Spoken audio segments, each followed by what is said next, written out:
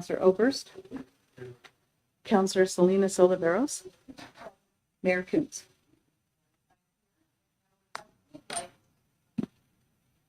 Microphones. Okay, we're back. And for the flag salute this evening, Counselor Lopez, would you please lead us in that?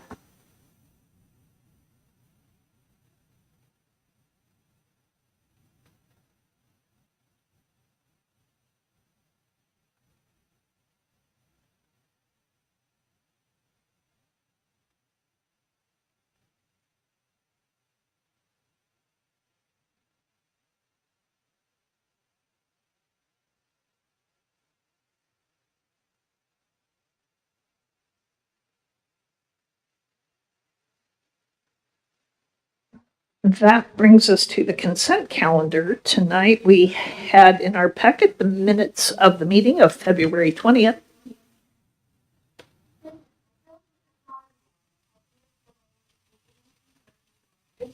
They're working on it. Thank you, Barb. The meeting of February 20th. Those meetings were in the packet. Were there any corrections or additions to the minutes?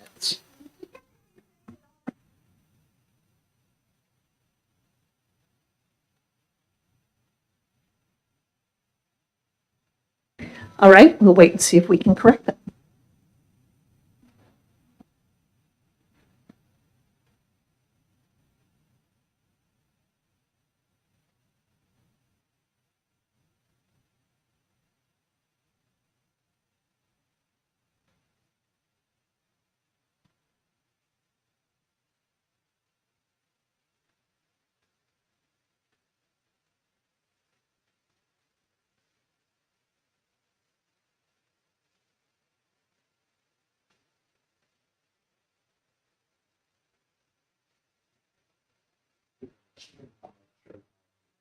Okay, both of those are off.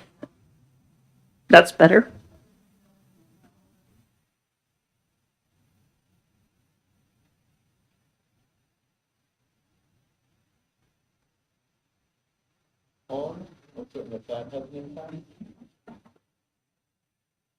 It's showing both the stream and the chamber as mic's on. Is that a problem?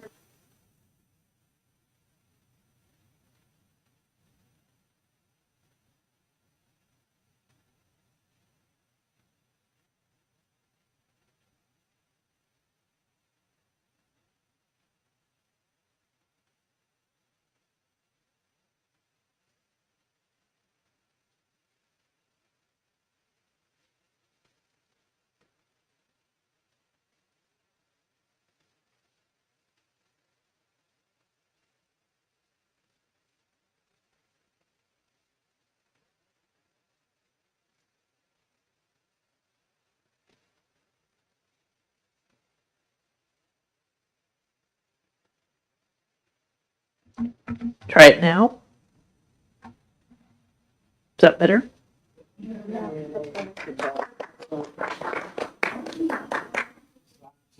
Thanks, Zach. All right. We'll go back to the consent calendar, the minutes of our meeting of February 20th. Any corrections or additions?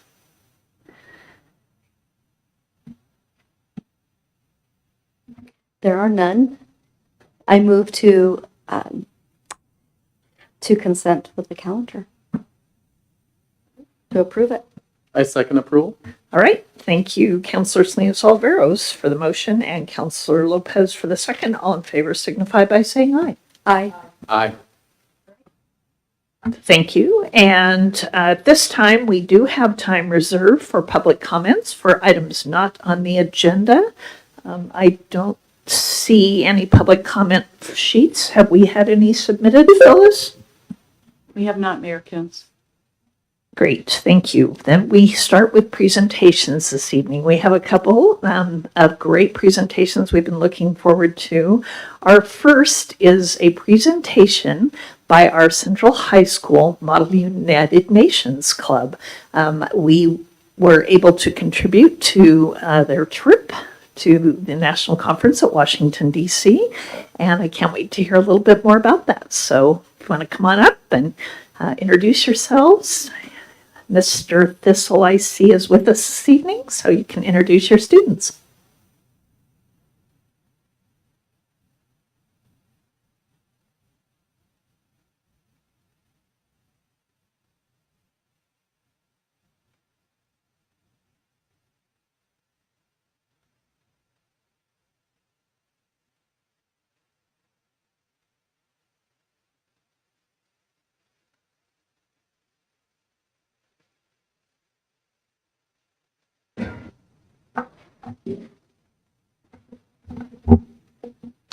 Good evening, Council, and thank you for inviting us tonight. We very much appreciate the opportunity to speak and tell you a little bit about our trip. Good evening, citizens of Monmouth as well. I'm Mike Thistle, the advisor for Model United Nations. I've been a teacher at Central High School since 2007. That's when we started our Model United Nations program. Model UN, or MUN as we like to call it, is a global program where students have the opportunity to role play and mimic the United Nations. We have several different conferences that we've attended in the past. We've been to Seattle, we've been to Vancouver, British Columbia. We frequently go to Oregon as well. And this was our first chance to go to one of the largest conferences in Washington, D.C. There were 3,000 students at this conference. We had 13 different nations were represented at this conference as well. And unlike other programs, it's not an organized. You're okay, that's people popping in. There's not an overarching organization that oversees Model United Nations. So it is, it's on different organizations to start a Model United Nation conference. For example, we could host one here at Western Oregon University, which also has a collegiate level program. So Model United Nation MUN is a collegiate program as well. Many of our students have moved on to Western, where they've also represented different nation states at MUN. It is an opportunity where students have the ability to role play member nation state. This year, I'll let students talk a little bit more about that.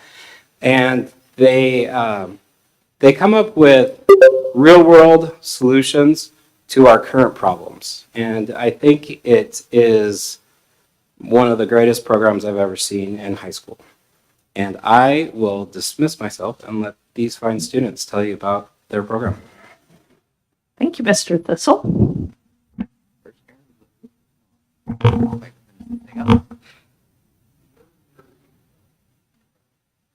Hello, I am Aaron Villanueva, and I'd just like to thank the council for the funds we were given because this trip was just such an amazing experience. I personally myself learned a lot when it comes to public speaking and also when it comes to actually working with others and drafting a coherent solution to a lot of pressing issues. And it really meant a lot to me that I was able to get this experience, and I think we all feel that way, just having this, again, wonderful experience and being able to work for something that, I mean, really just benefits our future selves. Aaron, who did you role play? Oh, I was actually representing a Supreme Court justice in my committee. Yeah. And what was the committee working towards? We were the SCOTUS committee. We were actually working towards resolutions for a lot of pressing legal issues that have actually made it up to the Supreme Court of the United States. Great. Anything else? All right. Thank you, Aaron.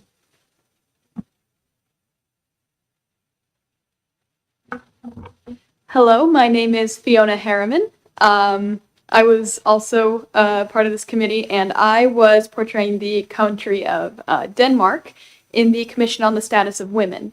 So it was a double delegation. Me and my partner were dedicated to figuring out the solutions to feminization of poverty worldwide.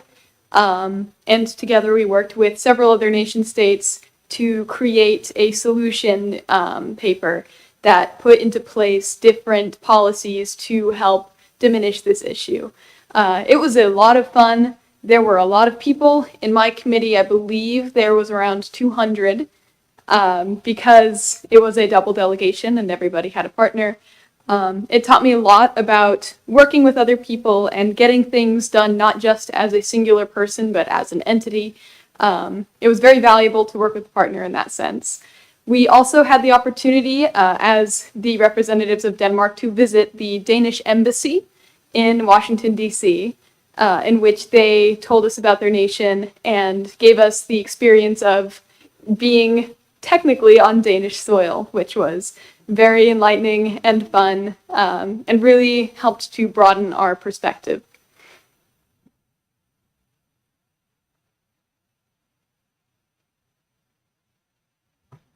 My name is Haven Wenzel. I'm the general secretary for our club. And yeah, I really just want to thank you all for helping to make this trip possible. I know we were able to take 8 students from Central all the way to Washington, D.C. Most of us have never been before, and I know it was a fantastic experience for all of us. Even just the opportunity to see the city, which we were able to do a couple of times, was absolutely amazing. And as I said before, this conference was absolutely massive. I know personally I met a bunch of people who I'm still in contact with from all over the East Coast, from Canada. I know one member of our delegation made friends with a person from Ecuador. And so it was a wonderful experience to meet people from all over. And that's in addition to, the various committees that we got to take part of. I know I was able to represent Denmark for the Committee on Technology and Scientific Development. And our issue was getting more women into STEM. And I had so much fun working with all these other people trying to get our resolution passed, trying to politic and argue and have your voice heard and have your issue spoken for. I can't say how thankful I am and how much fun I had. I know our group is really, really appreciative for this opportunity. Thank you very much.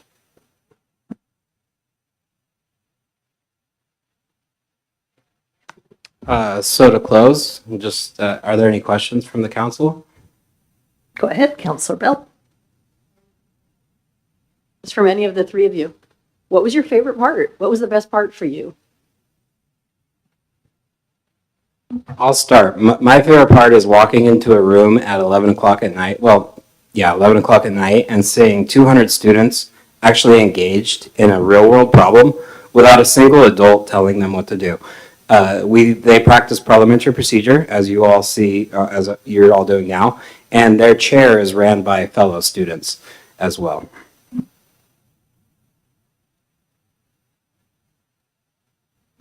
My favorite moment personally was being able to learn from and expand on the viewpoints of others in my committee, even if it was with some challenging people at certain moments, learning how to overcome those obstacles and still find solutions despite disagreements that were faced, really allowed for growth in diplomacy and really helped me on my journey to learning.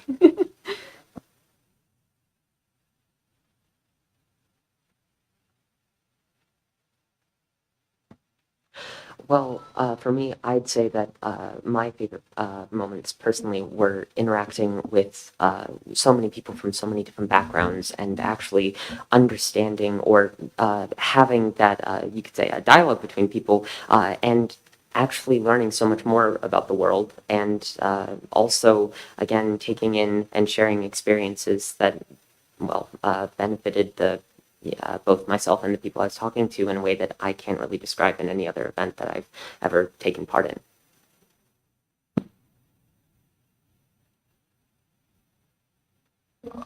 I would second that as well. I think my favorite experiences were when I got to work and talk with some of these people from very geographically diverse and just all over. I know I had lunch with a couple members of my committee who I'm still texting a couple weeks later, and I think we had sat down to talk about some of the issues, try and get ahead and figure out what kind of solutions we wanted to cover in our committee, and we ended up having a wonderful time just eating lunch. And I know it wasn't directly related to the conference, but it was a lovely small moment that I will definitely remember for a long while. Anything else, Councilor Lopez? Thank you, Madam Mayor.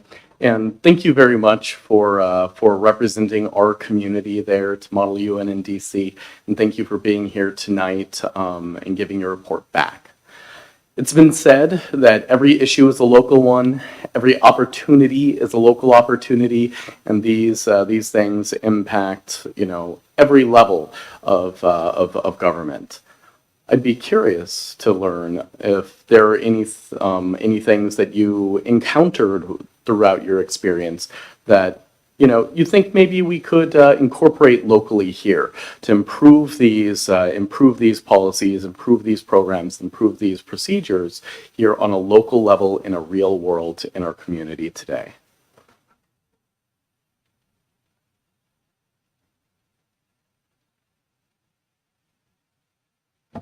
Well, I can't speak to specifics for which issues you're talking about. That's definitely a conversation we'd love to have.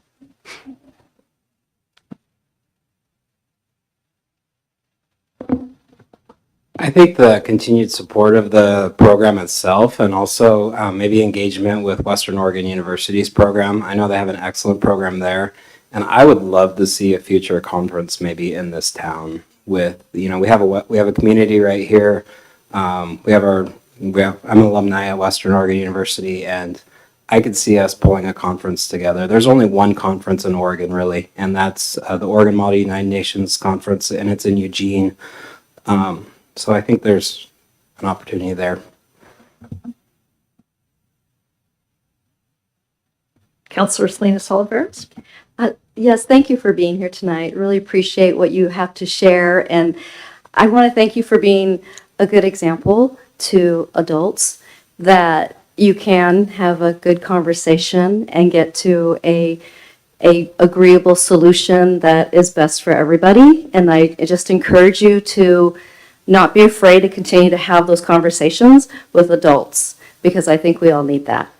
And I would love to read some of those position papers. Like, what are some of the ideas that you came up with? And I mean, I think young people are genius, and I think we could learn a lot from your ideas and what you have to say, because really the future is yours, and everything that we do now is going to affect you.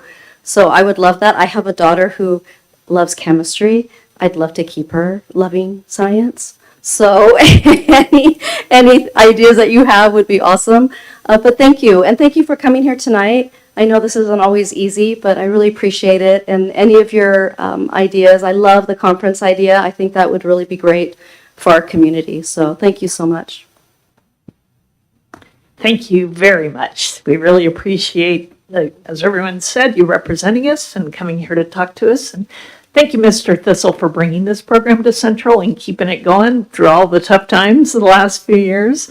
But obviously, this is worth it, right? To have these tremendous young people out there in the world, especially representing our small communities. So thanks, everybody. Thanks, guys, for coming. And thank you, parents, for all the work you did to support them getting to Washington, because we didn't give them enough money to get there. I know how much work it was. So thank you.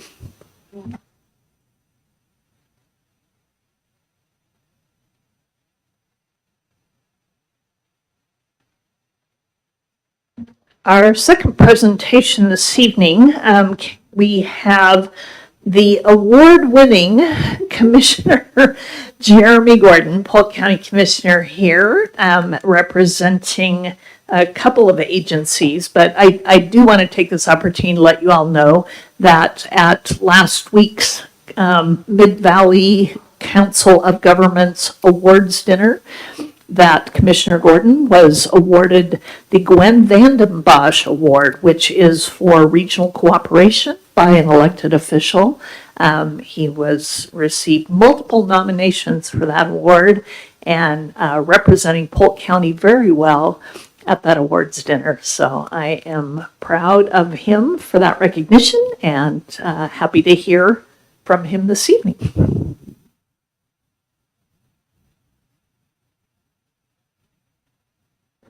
Thank you for that very kind introduction, Mayor. It's wonderful to be here. Great to see you, council members. And thank you for your partnership, too. We can't do anything alone. I used to work at the Humphrey School of Public Affairs in the Twin Cities, and on the wall was this big quote by Hubert Humphrey that said, "The greatest lie a man can tell himself is that he succeeded by himself." And truer words can't be said. So I appreciate you. So I am here to discuss the 5-year strategic plan to prevent and address homelessness in rural Polk County. Oh, a little closer, okay. I do chair PATHS, Partners Aligned Towards Housing Solutions, and serve with Christy now as a representative for Monmouth, and served with Marty Wine before that, and Rebecca for a stint, so I appreciate everybody's engagement. So we do have this plan to present, but I kind of want to start with how we got here. We have a lot of members from the public who might be interested about why we're here. So just to bring it back, I'll start with, so the paths, if you want to go to the beginning, the partners. So the presenters today, obviously myself and then Ryan Pollard here. I don't want to forget about Ryan. He is a rural homelessness prevention coordinator at the county, and Grace is his partner in crime, working every day with folks experiencing homelessness and at risk of homelessness. Another key partner is Brent DeMoe, the Director of Family and Community Outreach. We have multiple community partners, probably hundreds. The advisory board of PATHS, there's a member from each jurisdiction and partner serving on that board, and the tribal and city councils and board of commissioners. So that's a general overview of the partnership. So in early 2022, the Association of Oregon Counties and League of Oregon Cities put out a call to all counties and cities in the state to be considered for funding to stand up a pilot program, a city-county partnership to address homelessness in their communities. And this was attractive to Polk County because oftentimes resources are distributed in our urban areas and rural areas are often neglected. So this is kind of a chance for us to convene, to partner, and to talk about what solutions might make sense in our communities. So we applied for that pilot position, and then at the same time convened several community meetings. We just wanted to have some listening sessions to hear from folks and organizations who interact with people experiencing homelessness or at risk of homelessness. So some of you were at those meetings, and we had about 60 to 80 community leaders attend each one. And we had a meeting with our public safety professionals, so law enforcement from each municipal law enforcement office, the sheriff's office, the district attorney, our community corrections department, and code enforcement officers, just to describe what they're seeing every day. We heard from multiple service providers, Community Action Agency, and other service providers working directly with our homeless population, including our Polk County Behavioral Health Department. City and tribal leaders, we heard from city managers and tribal leaders about what they're seeing in their community and challenges they're seeing. We heard from school districts, the McKinney-Vento liaison folks working with homeless students every day. And I think that session in particular really lit a fire, I think in the community or for those attending. I think at that time there were 120 students experiencing homelessness in just rural Polk County alone. And the McKinney-Vento definition is essentially students who do not have a regular and fixed place to stay each night. They don't know exactly where they're going to stay. Oftentimes these are in unsafe conditions, not fit for human habitation. We heard from our housing authorities and Polk Community Development Corporation about housing programs currently underway. And we heard from our faith communities, folks who, faith leaders who are currently engaged in service delivery to our homeless folks, in particular Matt Smucker, who runs our warming shelter program. So we did a lot of listening, and then we applied for the grants, and we were one of eight communities in the state to receive $1 million to stand up a homelessness response office, to develop a 5-year strategic plan, to convene partners in the production of that plan, and to engage the public. So we've hosted, PATHS has hosted several community outreach events, 2 webinars. There was an event at Western Oregon University where folks could learn about all of the services in community working. And also, given the governor's emergency order, there was another partner that engaged our community, Church at the Park, and we helped them sort of connect with the community and wanted to make sure that they had as kind an introduction to the community as possible. So we've been doing this work and completed the plan. Gosh, when was that? October October. 2023. Well done. And so on that advisory board is a representative from each community. So we have the cities of Falls City, Willamina, Dallas, Monmouth, Independence, Polk County, of course, Community Action Agency, and the Confederated Tribes of Grand Ronde. One representative from each jurisdiction. We signed an IGA agreement, an intergovernmental agreement, essentially to carry out the intent of the House Bill 4123, and to work nicely together. And I think we've accomplished that. So let's go next slide. Yeah. So I'll give you a brief overview of our strategic plan. And then Ryan's going to talk about the actual work he's engaged in, provide some data, and then we'll hopefully have time for questions, because I'm sure there are a lot of questions. So the basic structure of the strategic plan is to isolate 3 solutions. That's to prevent homelessness, to keep families in their homes, to have a homeless response system. So when people do fall into homelessness, what are the resources? What is the response? And of course, the supply of affordable housing. As folks know, vacancy rates are very low in rural Polk County and across the state. Rents have accelerated dramatically in the last few years. There's a much higher percentage of our constituencies who are spending half of their income or more on rent and considered extremely at risk and rent burdened. So people at the margins, people who are medically fragile, who might have family disruptions, loss of income, et cetera, are at great risk of homelessness right now. And we're probably not going to see relief from that for quite some time. So it's very timely that we're standing up this office when we are, to not only prevent people from losing their homes, but to prevent an unmanageable crisis in our community.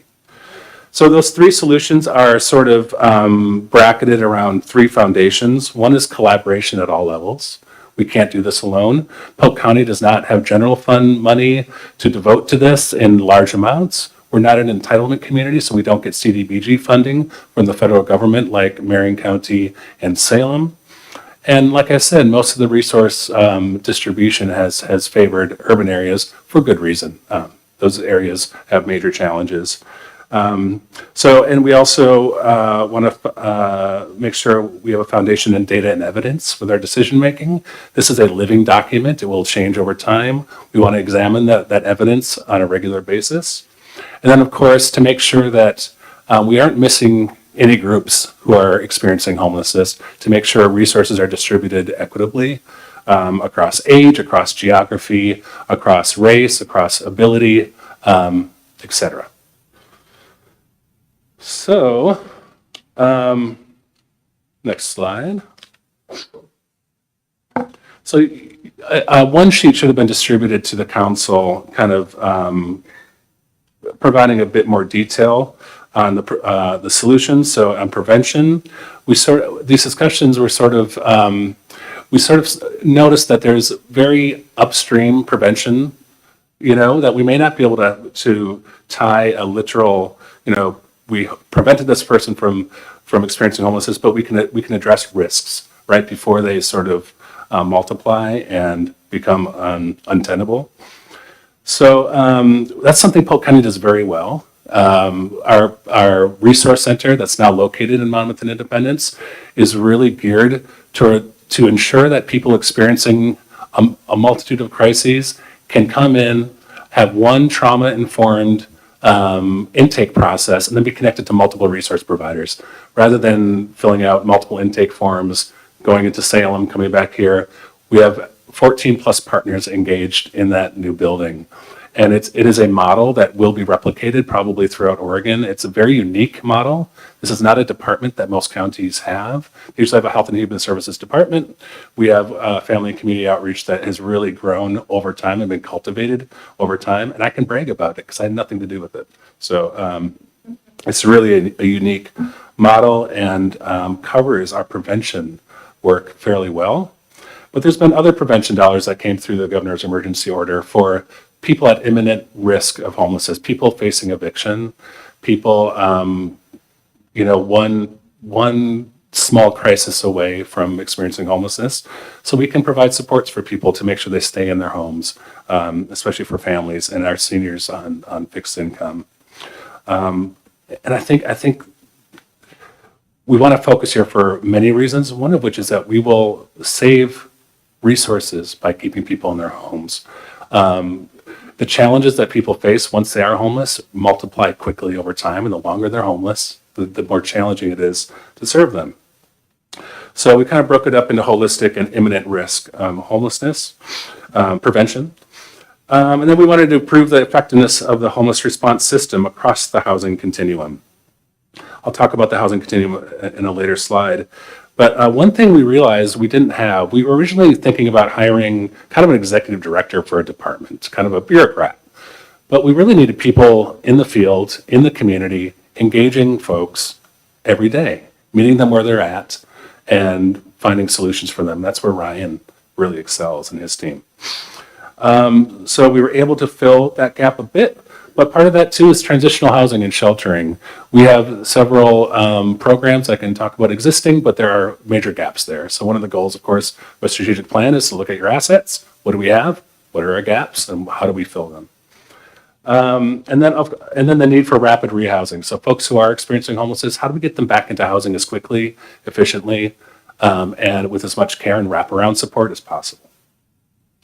And finally, the increase of supply of affordable housing is not something PATHS does, but we have great partners who do it. Polk Community Development Corporation supplies most of the official affordable housing that's funded through federal and state programs.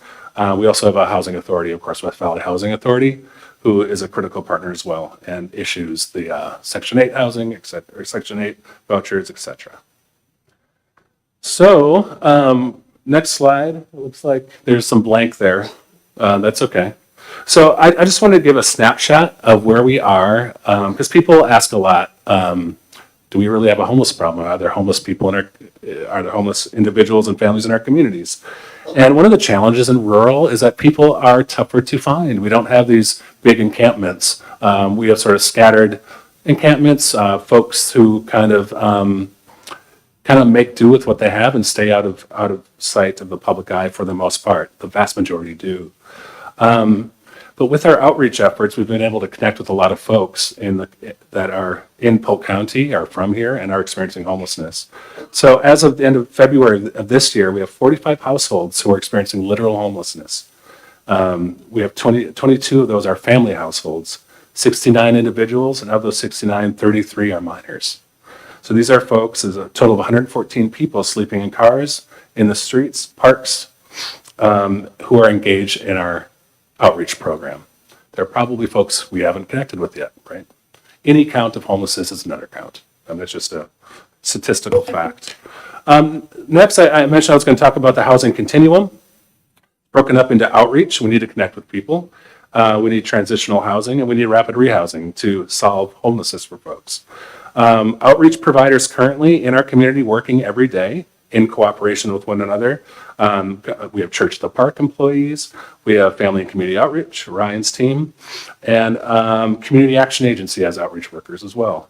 And then our Recovery Outreach Community Center, which is a new facility in Dallas, and they're more a recovery-based outreach team and connect folks who have experienced mental illness, trauma, PTSD, and substance use disorder with recovery resources.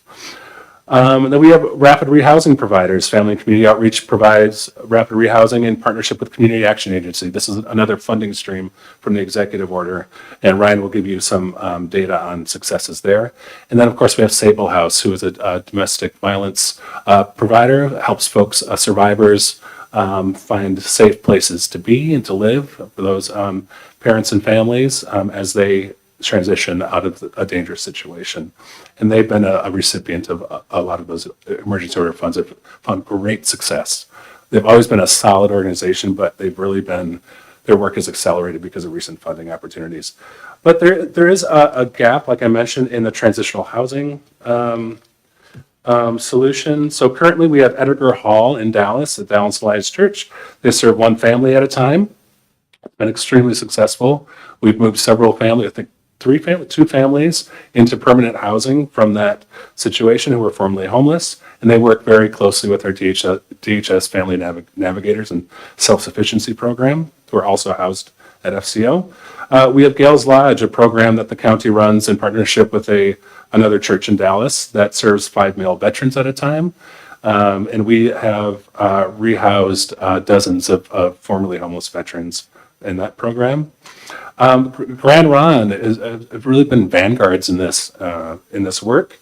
They consulted with Church of the Park well before we started our work here and stood up a micro-village community in Grand Ronde. Got a lot of community support. There was, of course, a lot of trepidation at first, but they saw that folks who were outside are now in a safe and sanitary environment and being connected with services. And then Sable House, of course, provides direct housing. Church of the Park, many folks have heard about this organization. They received a grant from the Mid-Willamette Valley Homeless Alliance to serve rural Polk County folks, and they're in process of application process in Dallas. So that's kind of a question mark at this point. Let's see. I think that's all I have, Ryan. Awesome. So Ryan actually does the work. I told him I'd do the boring part. He does the work. He can fill in a lot of gaps of information that we'd love to take questions. Can everybody hear me? Hello, hello. Awesome. Thank you so much for having me. As Commissioner Gordon mentioned, my name is Ryan Pollard. I'm the Homeless Prevention and Outreach Coordinator for Polk Family and Community Outreach. And to kind of piggyback off of what Commissioner Gordon talked about, there's a lot of work being done right now here in Monmouth to help prevent and address homelessness. And honestly, I want to kick off with sharing. We have our new resource center that is open off Monmouth Independence Highway behind Roth's. We're going to have multiple service providers there, Community Action Agency, Arches, Home Youth Services, many other programs. Department of Human Services will be there. Oregon WIC will be there. We'll have a pediatrician that will be there. Salem Free Clinics, so Polk Free Clinics is going to be there on Saturdays. A lot of great stuff happening. Northwest Senior Disability Services, and there's many other programs as well. So for those of you who don't know, we do have a phone number with that resource center, and it's 503-751-1644, 503-751-1644.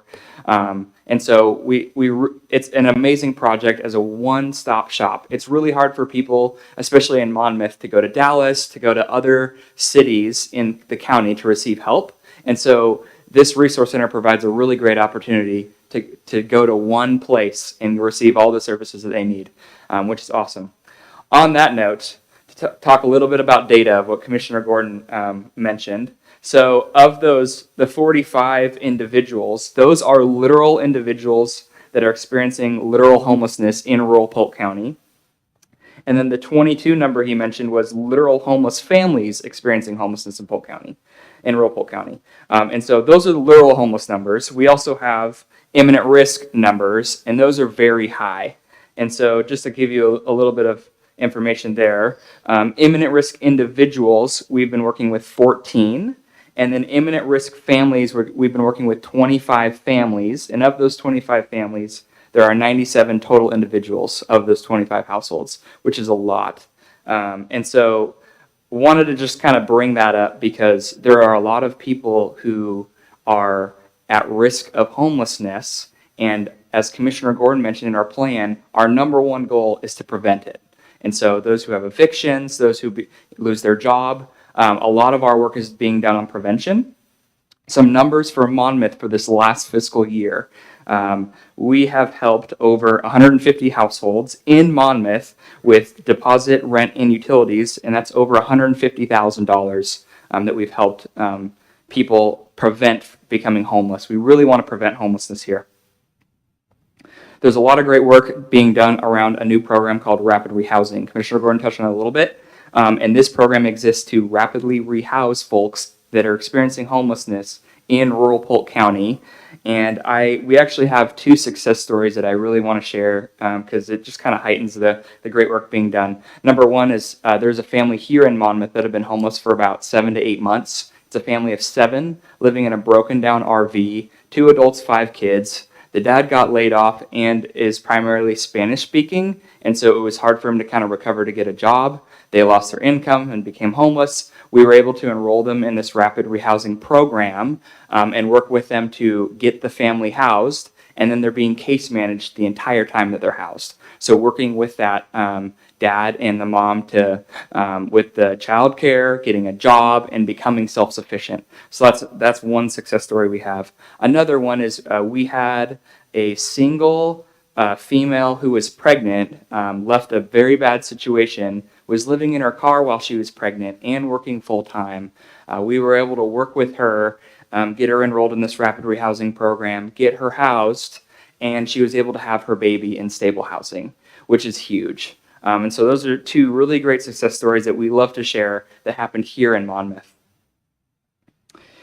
A lot of other work that we're doing for homeless prevention and outreach is we host a variety of community meetings. We want to work with everyone in the county, in the community, to be able to prevent and address homelessness. So working with city police, working with local businesses, faith-based communities, working with Polk County Behavioral Health, and a bunch of other organizations coming together in meetings and talking about how we can help the folks here in Monmouth.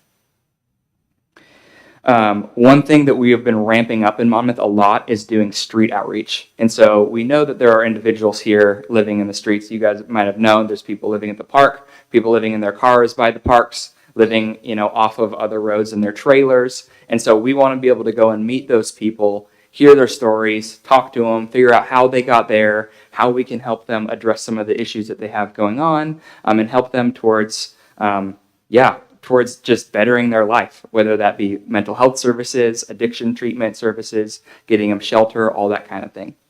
We know that there is not a lot of shelter options here in rural Polk County. And so our team has done a lot of work to partner with those who are outside of the county if those people are interested in doing going to other counties. We do have a success story recently of a gentleman who was staying in Monmouth, literal homelessness, struggled with addiction, was able to go to Bridgeway for a week for addiction recovery, and is now in a long-term addiction recovery facility, and it's going well.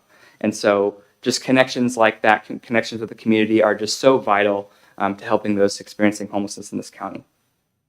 We also have amazing partnerships with the Warming Center. So we do street outreach at the Warming Center. We meet people who go to the Warming Center to talk with them.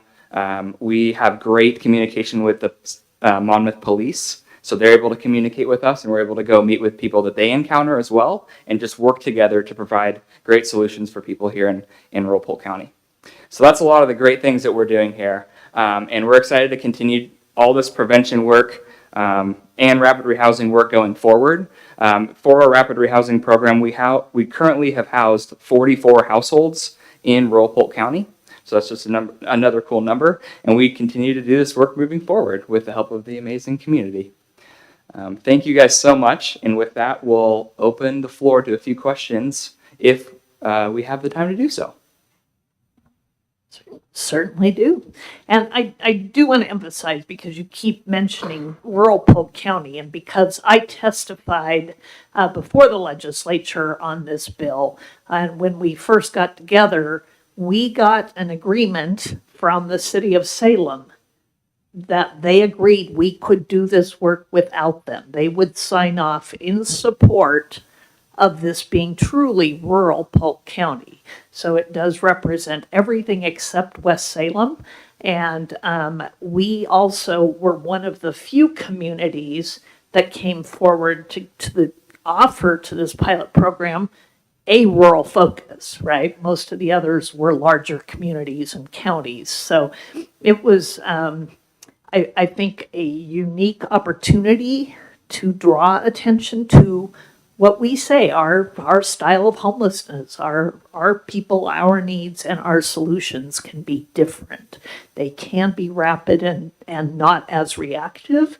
And I think that has been borne out in the work, not only of the plan, but the action. So I am really proud that this has worked the way we sort of all envisioned when we first said, hey, there's going to be money, there's going to be support for a pilot program. Why not us?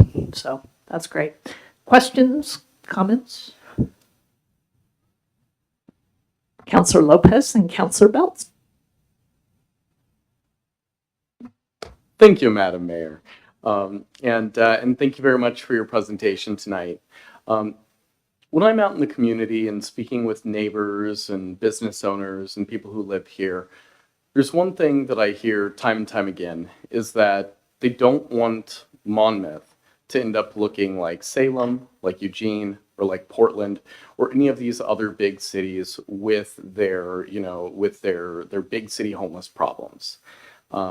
This community takes care of itself and I think has a strong history of that. You'll see that throughout educators here, throughout the strong partnership with WU, throughout church partnerships and faith-based initiatives. How does this this initiative work within that desire to prevent our community from looking like some of these other spaces that we see in the news? That's a really, really good question. And I think we could approach an answer multiple ways, but one of your comments that folks in Monmouth take care of each other, I think that's an ethic across rural Polk County. It's something I've noticed. When I moved here from a larger city in the Midwest and moved to Fall City, and I was so inspired by the community engagement. And we had teachers and other folks actually taking in kiddos who didn't have a safe place to live. And, just the food giveaways, the way that they manage intergenerational poverty was so inspiring. That's why I got into public service so deeply in this community. But it's all over rural Polk County. I think it's a rural ethic that's really common. I think partly because there's a lack of sort of official larger institutional services, right? There's no other alternative in many cases. And I think drawing on that ethic is really important as we collaborate on a lot of these initiatives. But I think the prevention piece will prevent larger encampments forming in our communities.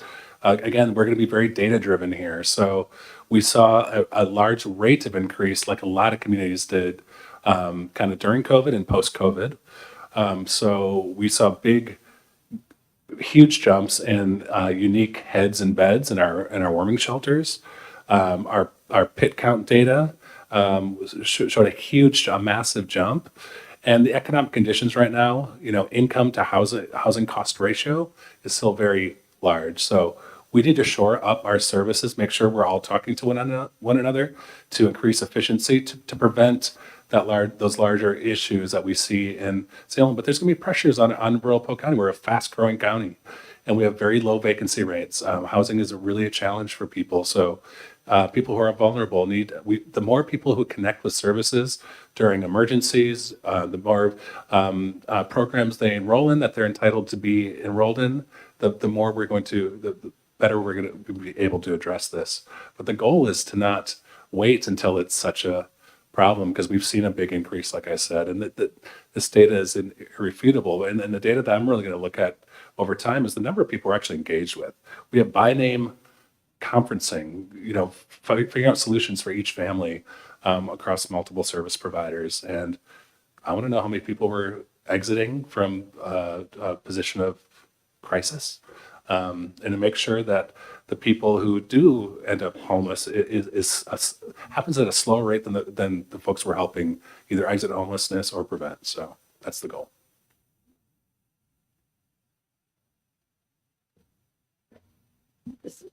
Councillor, thank you for being here. Thank you for the information. I hope it's been helpful for some of the folks that are listening. Councillor Lopez sort of addressed my question. One of the things that I hear quite a bit, that I'm sure all of you hear, is that if you build it, they will come. If you put a shelter somewhere, services somewhere, then somehow all these people from other communities will come in and use those services. My experience, and then what you've alluded to, is that what you're really talking about is community-based help for people that are our neighbors, people that live here.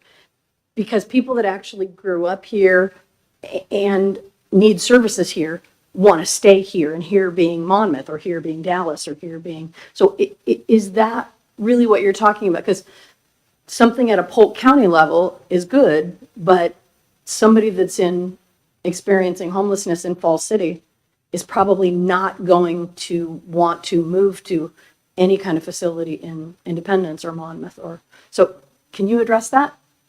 Yeah, ideally, everybody stays in their community. That's ideal, but we don't have resources in every community to fit the need, right? So the rural Polk County geography, everything west of Highway 51 essentially, is really the focus. But we are rehousing people outside of the county, which is not ideal. But it's more important, some folks are more willing to do that. If they can find employment where they are, they will be willing to do that because it's better than living in a dangerous environment or whatever. So ideally, we keep everybody in community, but that's really going to be dependent on the degree to which we can increase our affordable housing stock and increase those vacancy rates. The governor is very aggressive on this. Other states have been very aggressive. My old city where I used to live in Minneapolis, they spent the last decade aggressively increasing housing stock, and they have seen huge reductions in rent cost and housing costs. So it can be done. It's going to take time, though. So in the meantime, we need a full continuum of services to meet the need where they are. But yes, build it and they will come. Every community believes that. And it's not an unreasonable thing to believe, because sometimes when you really look at the breadth of the problem, it's really hard to digest, right? But there was a very comprehensive study recently published out of the University of San Francisco that got really deep qualitative and quantitative data from many people experiencing homelessness. The community thinks most folks experiencing homelessness in San Francisco are not from the area, not from the county, but 90% are from the county, and something like 90% from the state, 80% from the county. So people generally don't have the resource to move around. The nice thing about the emergency order, the governor's funding, is that it introduced resources in every county in the state. So there are programs being raised up everywhere. Salem has increased the number of beds dramatically. Right. So, and that was kind of and it's in Salem's interest that we take care of our own people too, right? Because we rely more on Salem-based services than what we can provide here in many cases. So the goal is to keep people in community where they're going to be most successful, where their ties are, jobs, school, family, etc. And I'll just touch on that a little bit too. And our programs are for those who have ties to rural Polk County. And so we want to serve those who are from rural Polk County, who have grown up here, who have lived here. That's the population that we are serving, and that's where our numbers are coming from. And so, say that we're to open, that's who we would serve. We would serve those who are from rural Polk County who have experienced rural homelessness. Thank you. I appreciate that clarity. Thank you. Thank you for being here. So all of your great work, I appreciate you sharing that. I always think about how is this going to be sustained, and I know that right now we have funding. How long is that going to last? What do we need to do to make sure that we continue offering these services and have this kind of funding? That's a fantastic question, and one that keeps me up at night. So this pilot was one-time funding of $1 million. But we've been able to leverage that tremendously, engaging in the eviction prevention work and also the rapid rehousing. There are administrative dollars from those state dollars through Oregon Housing and Community Services that helps pay for staff, right? Staff, we can't do anything without human beings doing the work. So we're leveraging partnerships, we're leveraging other funding streams, we're braiding funding, but it's a constant battle, right? Community Action, for example, is a critical partner, and that partnership has grown more robust over time. But that's really dependent on, the block grant funding from the federal government. So talk to your legislators, talk to your state representatives to not forget about rural communities, because we're doing really good work here and easing the strain on more urban services. So it's a constant political issue, right? But in terms of local funds, obviously, people would ask, well, what do cities have to do with this work? It's like, true, counties perform health and human services work, but most of the people we serve are in cities, right? And so those partnerships are key. Like Ryan said, local law enforcement, community leaders, faith groups, businesses. The more people at the table, the more we can sort of leverage those partnerships and reduce the overall cost to the taxpayer. But again, this need is not going to go away overnight. So we need to keep advocating, I think.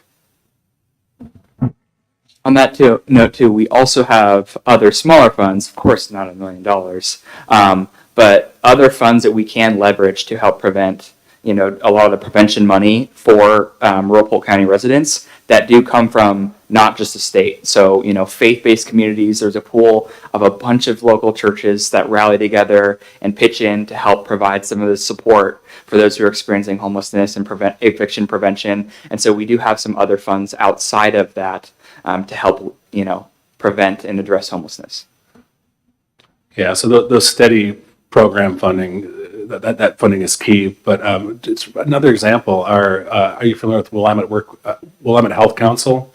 They're the nonprofit arm of our community care organization, our Medicaid provider, and they're a fantastic organization. And through this work, people lean in, right? They just recently provided our service integration team with $300,000 for direct service support to community members who need it. So that's another resource we can draw upon. And it's one of many, right? There are grant programs. Oregon Community Foundation is another fantastic funding partner that funded our Project Turnkey programs. We don't have one right now in Polk County, but we certainly utilize that program in Salem. So it's a constant conversation. And thank you to the chair of the Oregon Community Foundation Board, Lane Shetterly, for keeping Polk County on top of people's minds. Any other questions for the commissioner, Ryan? All right. Thank you both very much for this. Obviously, it's been a lot of work, and Ryan, thanks for jumping in. I know that getting this and immediately having to put this plan into action has been, I'm sure, a lot of work, but I know you get reward out of it. We all see the benefit. So thank you for what you and your team are doing at the county. Thank you so much for having us tonight. All right. That will take us to our business agenda for this evening. And our first item, Chief Isaiah Haynes will talk a little bit again about our changes to the Traffic Safety Commission.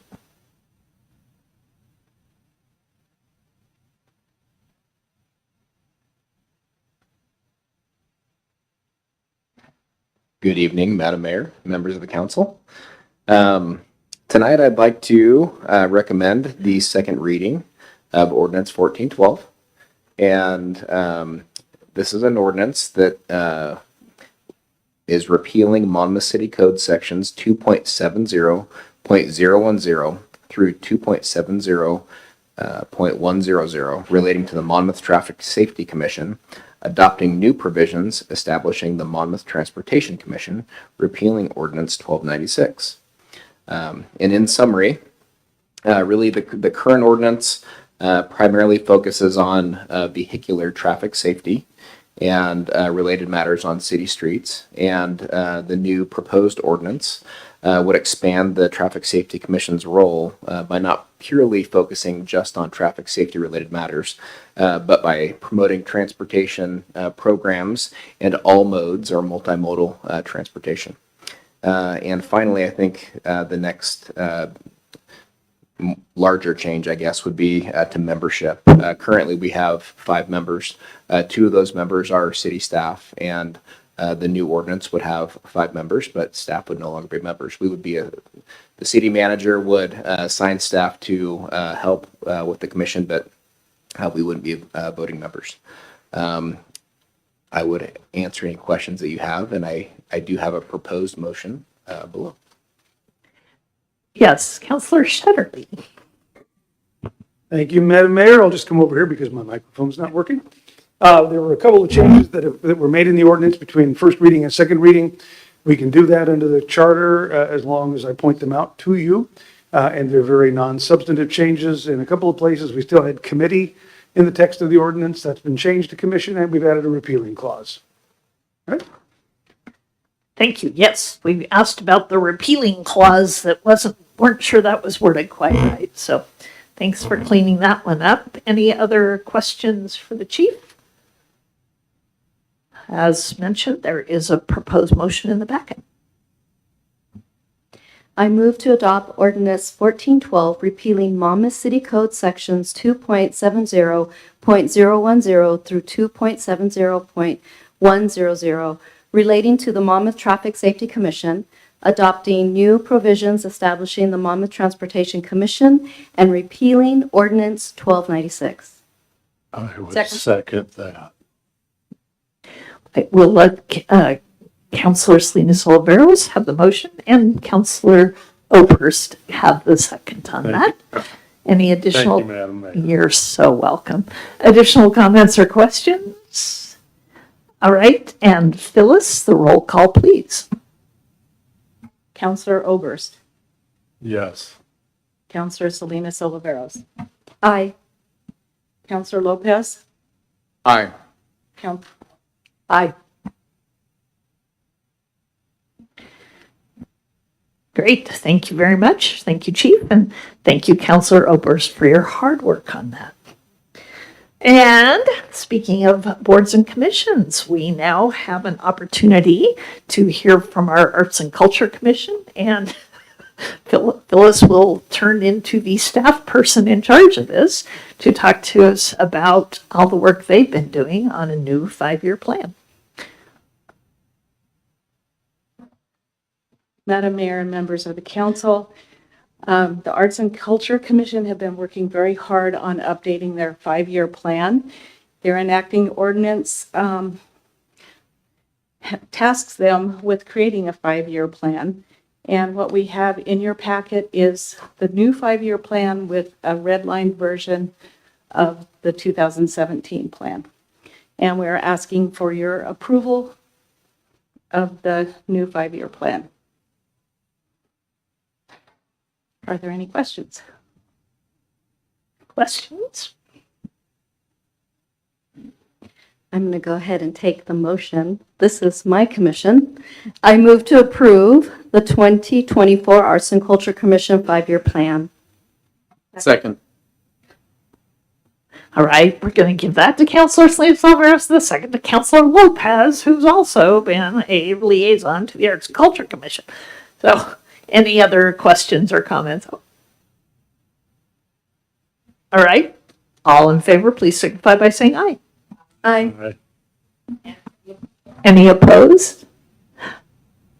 Hearing none. Thank you.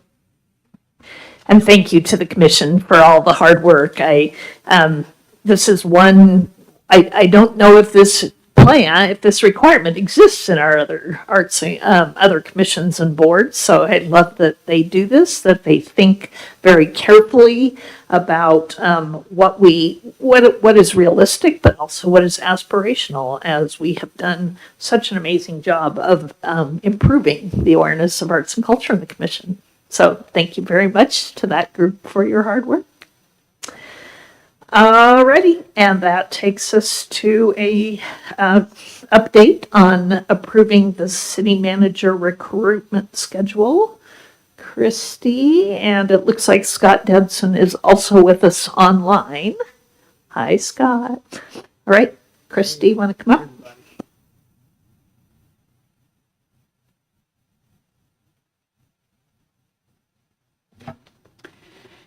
Thank you, Madam Mayor and members of the council. Before you tonight is a proposed schedule for the recruitment of your next city manager.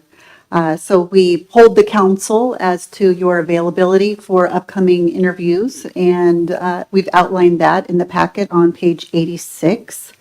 Beginning with a review of the applicants in an executive session following your meeting on March 19th.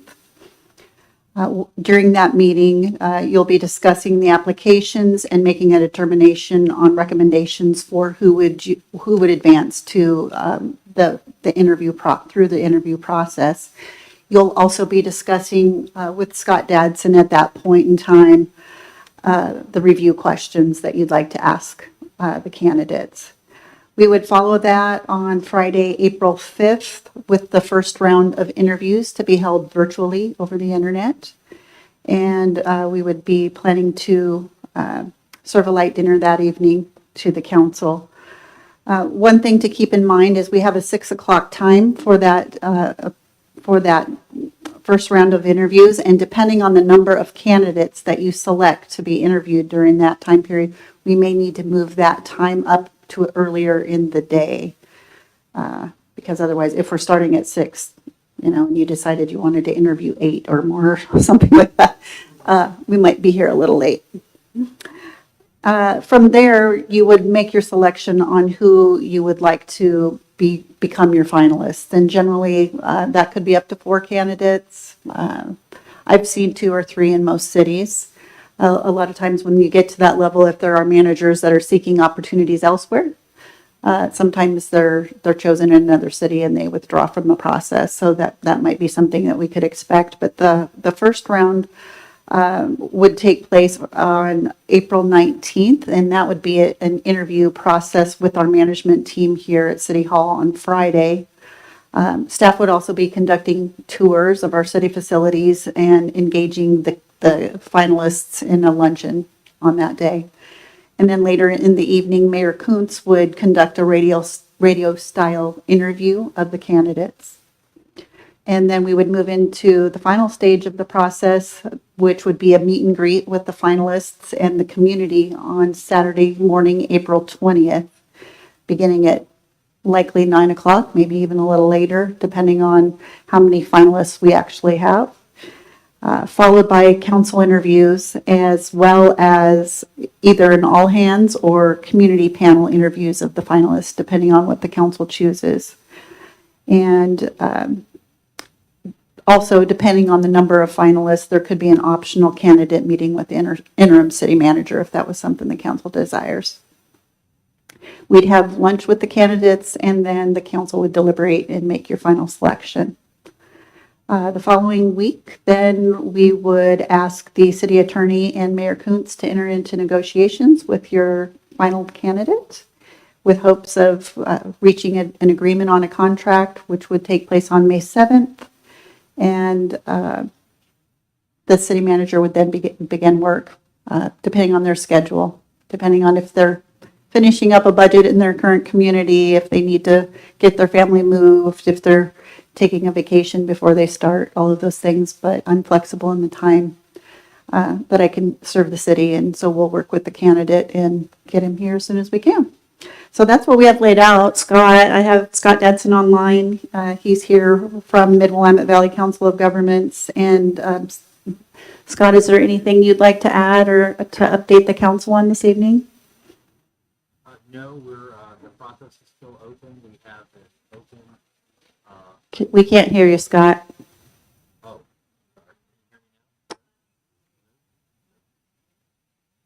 It shows he's on mute, but.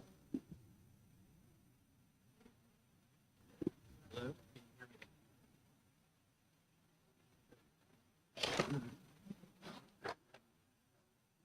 Can you hear me now? I'm actually on camera.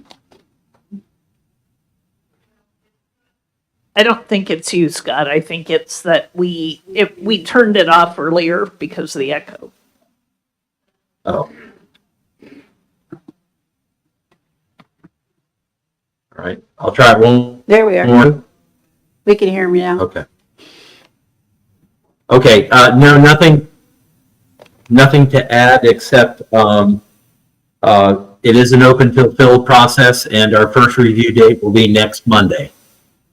So we've had over 325 hits on the site, which is good. That means that's the number of people looking at the ad, which is a good sign. I like that number to be really, really high.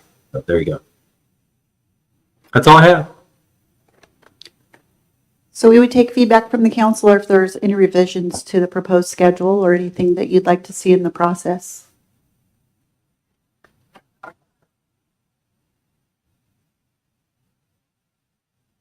Go ahead, Councilor Belt. I move to approve the city manager recruitment schedule as amended. Second. Okay, it wasn't amended, so it's in parentheses in case we made any changes. So I think it's as is. Okay, and do you, And I will second that. thank you very much. All right, no other comments or questions? All in favor of that, please signify by saying aye. Aye.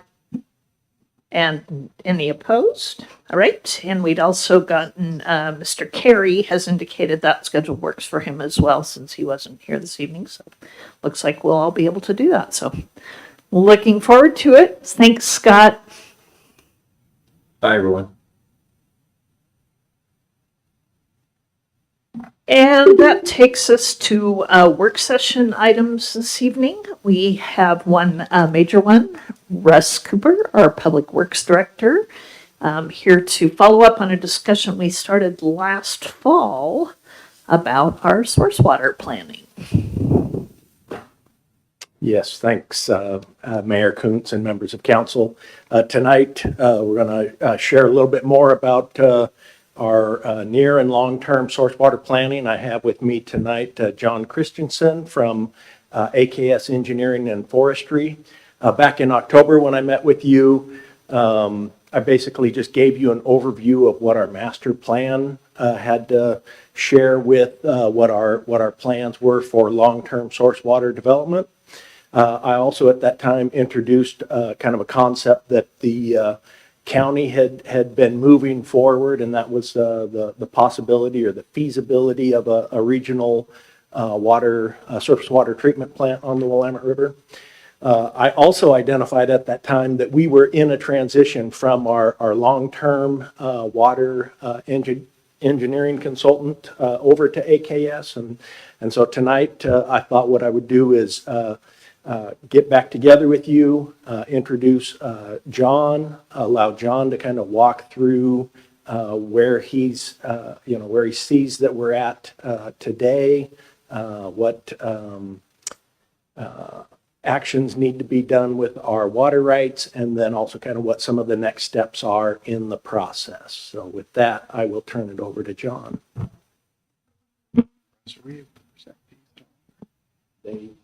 You have a copy of all the attachments, yes. All right. Thanks for the opportunity to sit in front of you today. John Christensen with AKS, as Russ introduced. So I think our goal today is just to kind of keep City Council appraised as to what's going on with the city's water system. There's going to be a lot of decisions to be made over the next upcoming months here, and we want to get out ahead of it with you guys to make sure you understand where we're going with things. So in your packet today, you'll have a few handouts as well.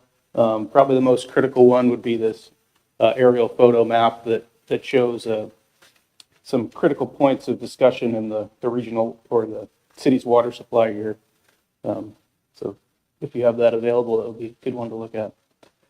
All right, so where the city's at today, we'll start just talking through with the 2020 master plan, which was developed before we came on. We'll talk through what the master plan had identified for water sources and what we're seeing as potential options moving forward here. So the 2020 master plan, that's a 20-year plan, and it's really looking at how the city can accommodate growth in the community from a water supply perspective, water distribution. So in the staff report there's a few critical items we point out here. First is kind of an overview of population growth and the associated water needs. So in this 20-year planning window, we're estimating about 30% growth in the community, both in population and water need. The master plan outlines a strategy for achieving that, which is primarily focused on groundwater development, development of the city's Marion County wells, 4th Street wells, which are wells number 4 and 5, development of the Willamette well field, which we'll talk a little bit more about today.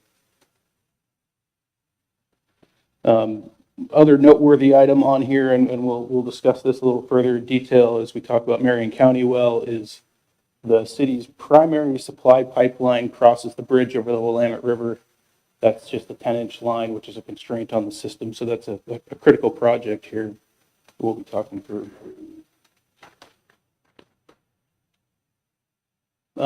So with water supply, we have water rights, which is the state's authorization to obtain water for any purpose, in this case, drinking water.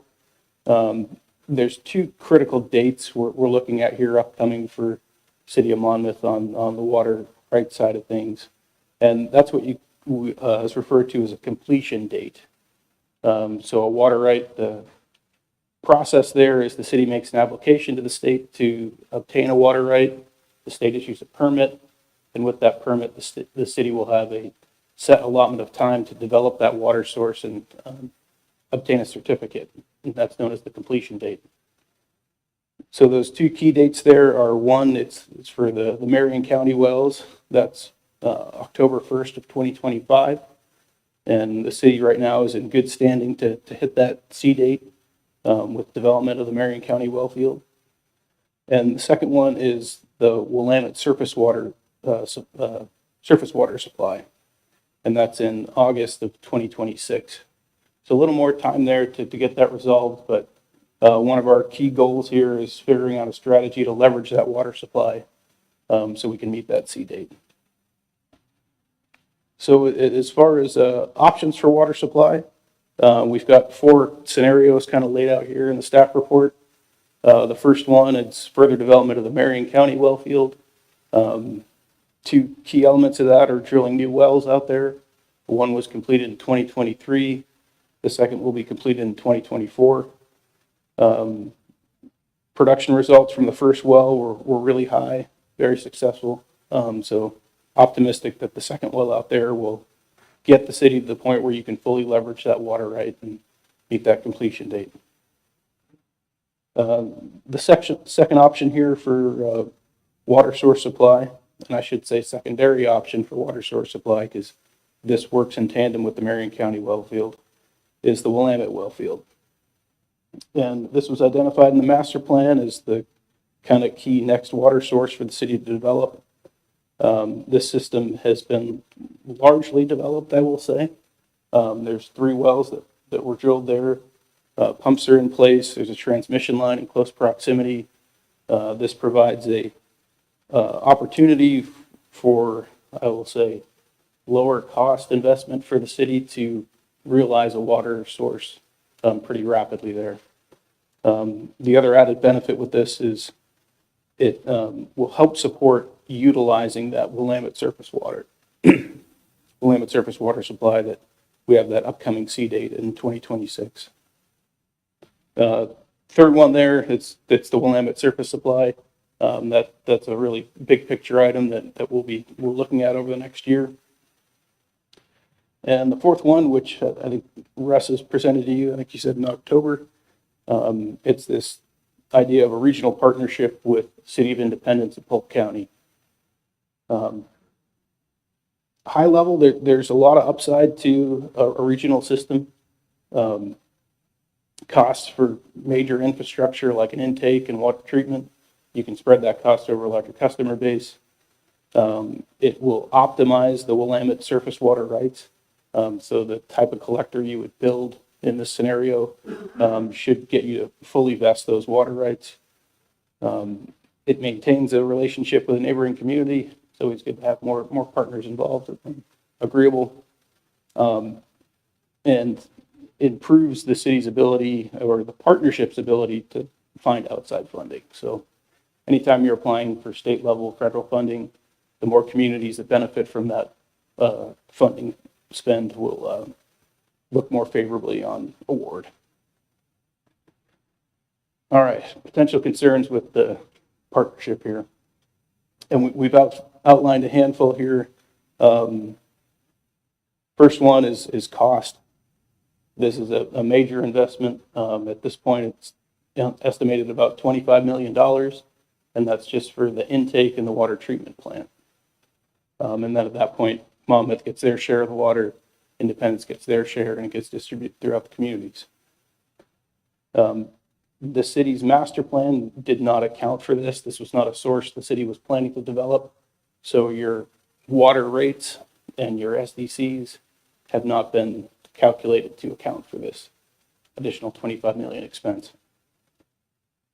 Other side on funding, there's no clear path for funding this $25 million expense. Outside funding is not a guarantee, and it could come as a significant burden on the ratepayers. The outcome of this intake, so what's being proposed there is called a rainy collector, which is, I guess to put it simply, a large shaft that's in the ground, and there are lateral wells drilled horizontally out, and that's the way the water is taken in and then pumped for distribution. It's not an entirely unique system. There are several throughout the state, but the results and the output from those are highly variable. We did a third-party review on one last year for another agency, and it got installed, and the production was about half of what they expected when it was all said and done. Last item on the regional partnership is the IGA that has currently been presented to the city. It does not give the city of Monmouth much control over what's happening. You're given one seat as a representative on a committee, and that committee will meet quarterly. So not a lot of oversight there. Independence is the managing agency, so they get to make direct decisions on how the project is progressing. One of those decisions is already in the works. They've engaged a consultant to develop the design, feasibility, all parts of this collection system to the tune of $11.7 million on a contract value. That's something that imminently or ultimately has to happen, but that's an awfully big contract for an agency to sign up with without any real known outcome at this point. So it's a bit of a concern there. And lastly, there's no clear definition of how each party would benefit from any outside funding that may come in to support this. What we're looking at near term here is the city of Monmouth participating in this phase 1 feasibility study, and that cost is estimated about $200,000 as it's been presented to the city, and that will take place over the next 8 months. Beyond that, there's 3 more phases that would go through kind of a permitting phase in phase 2, final design in phase 3, and then construction in phase 4. So I think with the regional partnership, probably the key takeaway here is trying to get that intergovernmental agreement to a point where it's acceptable and responsible for City of Monmouth to enter it without just kind of signing up and saying, yep, there's a water supply and we're checkbook to support the communities. So I think that's one of our key goals with this regional partnership is getting to the city to that point. Beyond that, our immediate effort is to focus on the Willamette well field and development there and get the city locked in with a new water source that you can have online in the next few years. Russ? Yeah, so where we're at as staff and working with John and his team is it's got kind of some multiple facets. One we're looking at, kind of what was our plan and what are the costs of improving that. But we also recognize that a regional facility, we have an obligation to evaluate that and look and see what the impacts of that might be, or if there's some ways that we can leverage a partnership but not go all in. And then we also are looking at the fact that we have water rights that we want to secure and protect. So we're doing that. As we move into some of these next phases, we'll be looking at the language of this IGA, working with Lane, working with our consultant. We've got another water rights specialist that can help us in ensuring that as we look at that, that we put the city in the best position, at least for your consideration at some point in time as to whether or not you're interested in partnering on IGA. But at this point, we need to get the language and the concept to a point that staff is at least comfortable enough to bring it to the table. So I think with that, I'd be happy to answer any questions. John is available as well. Councillor Obers, then Councillor Lopez. So first is a technical question. Why a Ranny collector if they're not guaranteed reliable production? I'm ignorant of this stuff. I'd just stick a pipe in the river and draw water, but what do I know? So why would we go with in the direction of something that is known to be variable in production? I can certainly give it a quick shot at it. So Rainy Collector, instead of going out and grabbing the water directly out of the river, you're coming back in and you're going under. So you're getting what we call maybe bank filtration. And so it's almost like what you're doing is you're drawing groundwater that's under the influence of surface water. So you're taking a step in the right direction to dealing with better water.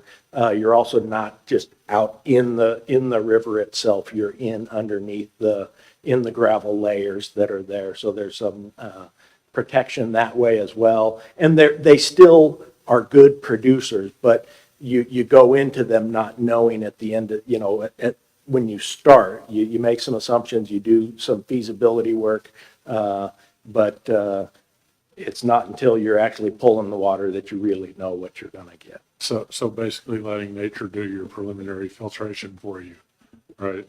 And then my second question is on sort of a process point, and I've asked you this question before, Russ, and I still don't have a clear understanding of why we have a joint well field agreement with our neighbors to the east that they're walking away from. Nobody has been able to give me a clear answer as to why the joint well field project is no longer acceptable next door. So if you have any insights on that tonight or in the future, I would appreciate any information you might have to better understand why what appears on paper from what you've given us is enough to meet our needs, but apparently is not enough to meet Independence's needs. And I'm not clear as to why we're walking away from that. So I think all that I can really add to that is that City of Independence went through the process of updating their master plan. And as they went through that process, their consultant and staff, as they worked through that, determined that going to the river with a surface water treatment plant was their highest priority, providing them long-term source water supply. That doesn't answer it. They haven't, what has been expressed is they haven't walked away from the Willamette well field. It's just not their priority for investing in it this time. And they have agreed that Monmouth is in a position to move forward with developing our share of that. So it's not like they're saying, nobody can develop it. So. Thanks, Russ. Thank you, Madam Mayor, and thank you very much for the presentation. A lot of details anytime we're talking about water policy and future infrastructure needs that span decades, right? Some of the details here today in this document are a little fuzzy to me still. So I have a number of questions that I'm going to go through. The first is the figure 25 million. When I look on the section 4, it's page 92 in my document, and it mentions the cost of 25 million. When I scroll up, and that's for the surface water plant, when I scroll up to the water supply planning timeline on this beautiful visualization, that's listed as 35 million. Is there a typo, or what's the nature of that discrepancy? The beautiful 35 million was done on a document that, so it's not a typo, that was before we had some of the information from the City of Independence with this kind of this regional concept. And quite honestly, it could move right back towards 35 million as well. It's kind of up in the air as far as what the total cost is at this time. But John's numbers of 25 million is coming from recent information from the partnership concept. That's helpful. My mic keeps turning off by itself. I'm hearing that there's a range 25 to 35 million then, and that our best known number right now is 25, but it could be higher. What is Monmouth's share of that? We're talking about a regional answer. Is Monmouth's share the 25 million, or is that the total cost for the project? And if that's the total cost, what would Monmouth's share be under this IGA? What percentage of that 25 would we be paying?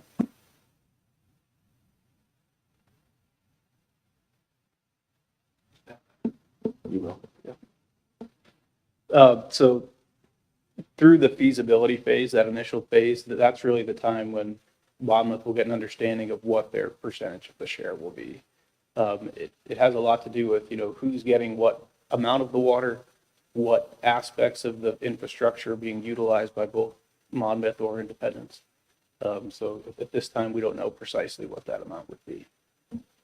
Yeah, and I think to kind of add to that is that there's a concept for a surface water treatment plant, and what we don't know is so we could walk into it thinking Monmouth and Independence have the same amount of water right, surface water right, but we know that we don't. So we don't know how much of that treatment plant they're bringing in their for their water rights, and then there's also the Polk County share. So that's something that really needs to be worked out in the IGA as we move into this, and through the feasibility study of understanding what can be produced through that. So that there's some unknowns there as well. Okay, thank you. I very much look forward to pinning down some of those figures to help us make an informed decision. The next number I have a question about is at $200,000. Is that Monmouth footing the bill for the $200,000 then, or is that's Monmouth's share of the cost? So this is an expensive study because that's not the whole amount, right? That's correct. Okay, so it's going to take us $200,000 to understand how much we're going to owe in the future for this. Wow, it's like owning a boat. All right, moving away from the dollar figures, and it's helpful to know what's unknown. This committee that would determine the future progress of, whatever this project is, if we did buy into this project. How many total seats are proposed on the committee currently? I know you mentioned that Monmouth would have one seat the way it's written now, but what's the total number of seats on it? Because if it's 1 out of 9, that's a lot different than if it's 1 out of 2. That's correct.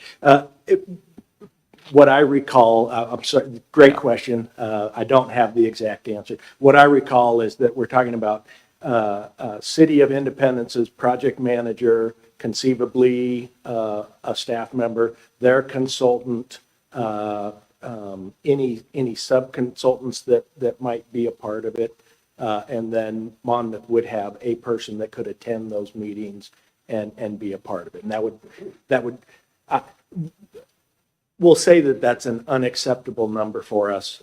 And so that's something that we'll be negotiating so that we certainly have either myself or city staff and a consultant at the table during those discussions. Thank you very much for that. Ultimate decisions are, of course, made by the council of the whole. However, in general, I think that I can speak for myself here that anything less than a percentage number of seats on the committee that reflects our percentage investment, anything less than that would be unacceptable. We know that even though decisions will be referred back to the member entities, those voices in the room definitely steer direction and have a lot of influence. And so if we're going to be spending a lot of money into this as a community, if we are going to be spending a lot of money into energy into this as a community, I should say investing, not spending, I would expect that we would have an equal or an equivalent presence at that table. And just, do you want to address, Russ, that potential other partners or the fact that this isn't planned necessarily just for Monmouth Independence? You mentioned Polk County, but it could be bigger, right? Yeah, so the IGA currently would be between Polk County, City of Independence, and City of Monmouth.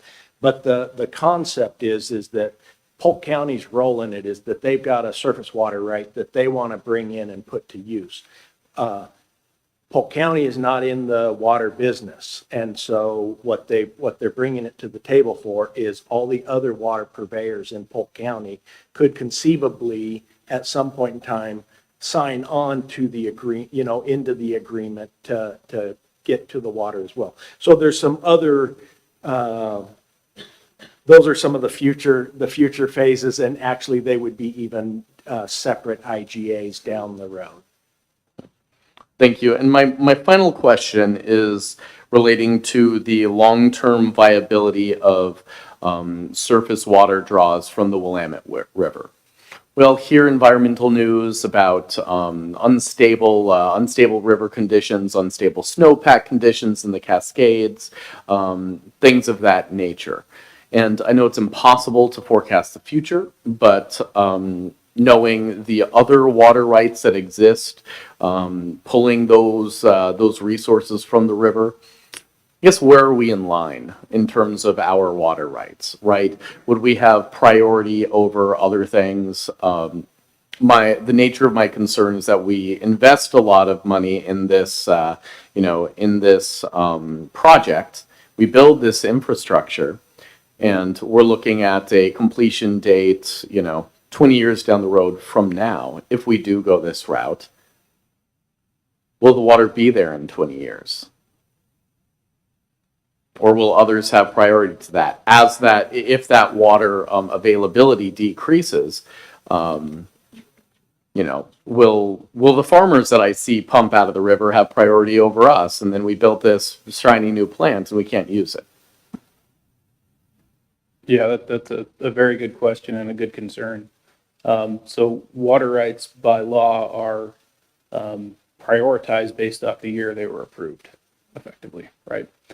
And the way that works from a regulatory standpoint is, if somebody isn't getting the amount of water they're entitled to, the water master communicates with other junior water rights holders and shuts them off. The risk of that happening to a municipality providing public water is fairly low. In the big scheme of things, the state will prioritize drinking water over other water uses. With the water right itself, it's reviewed during the application to ensure there's water available to the extent that's been requested. So by all accounts, yes, there will be water available in the Willamette River 50 years from now to support this. Thank you very much. Yeah, and I'll just add that as a municipality, what we're wanting to do is put together a portfolio of sources. And so, because really none of them are guaranteed. Anything could happen to a source, one of your sources. And so making sure that you've got not all your eggs in the same basket is a good thing as a water provider. Thank you very much. That concludes my question. Great, thanks. And if we said, hey, we've got a couple wells going and we were going to do some more, but instead, let's look at this treatment plant and surface water, what would we do with our wells?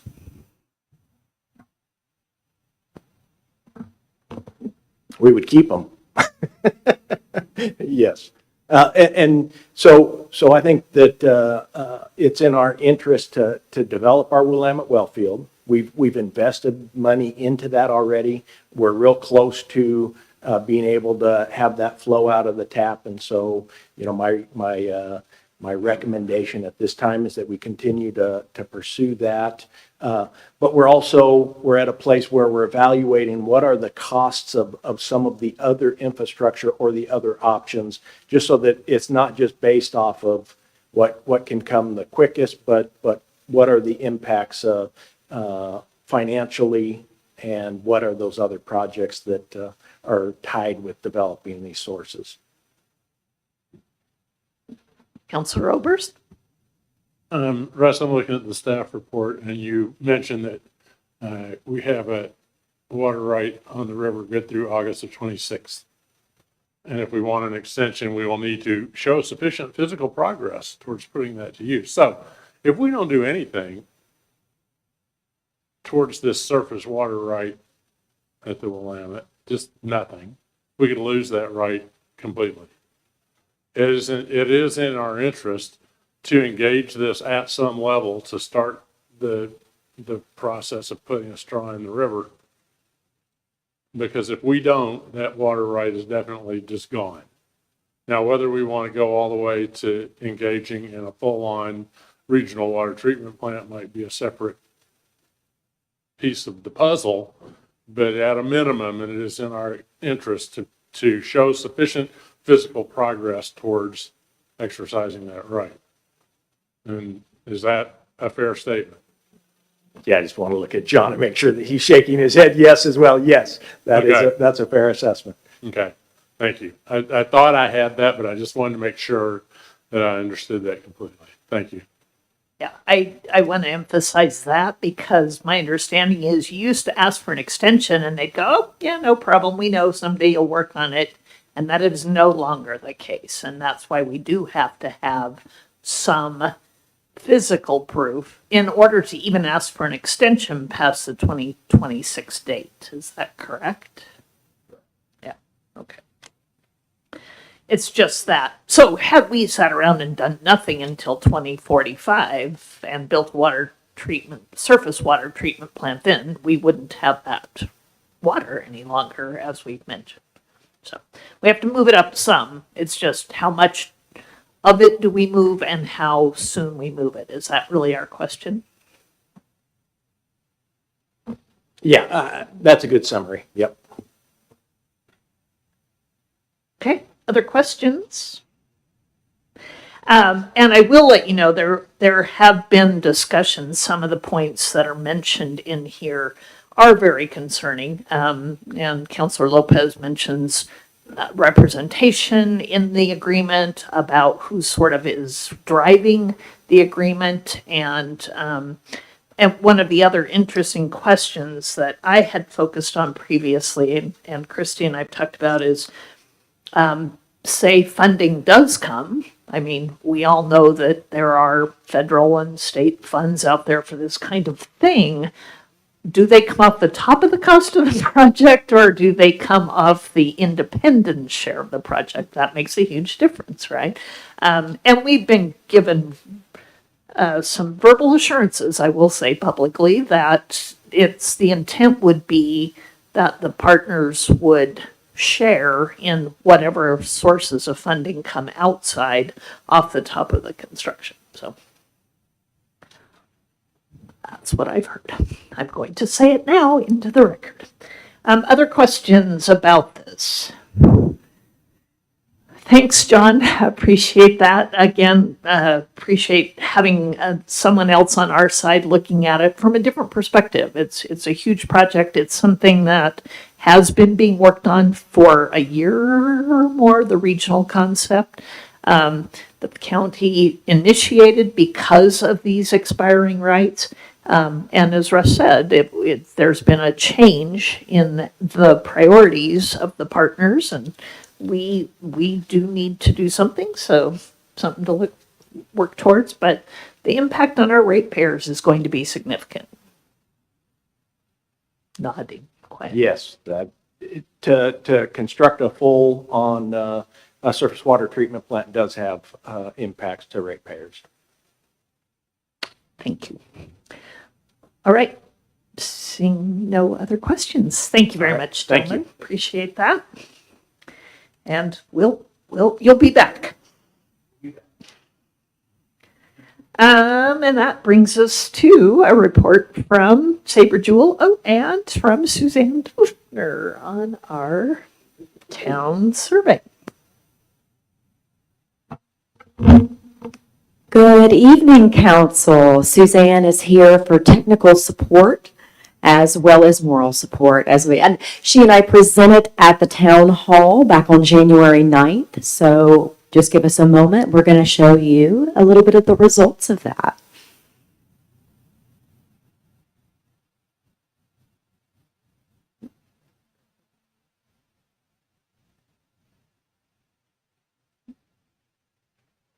One moment, please. There you go. Beautiful. Bring it right.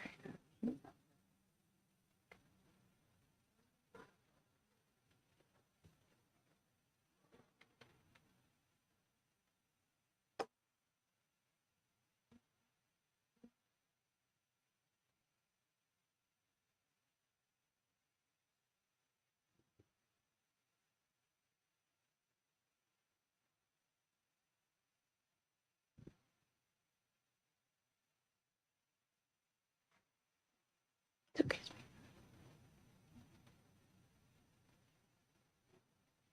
I really put her on the spot calling her tech support. I really did that. I'm taking full responsibility for that. See, there we go.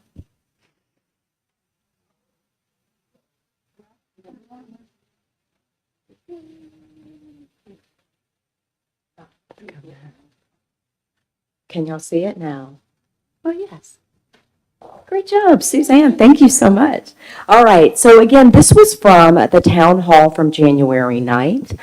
We had 2 surveys that went out for this whole event. Now, one of which was a city manager survey. This one was on our Facebook. This was on our website. And we had about 7 participants who did this survey. This was open for only about 9 days.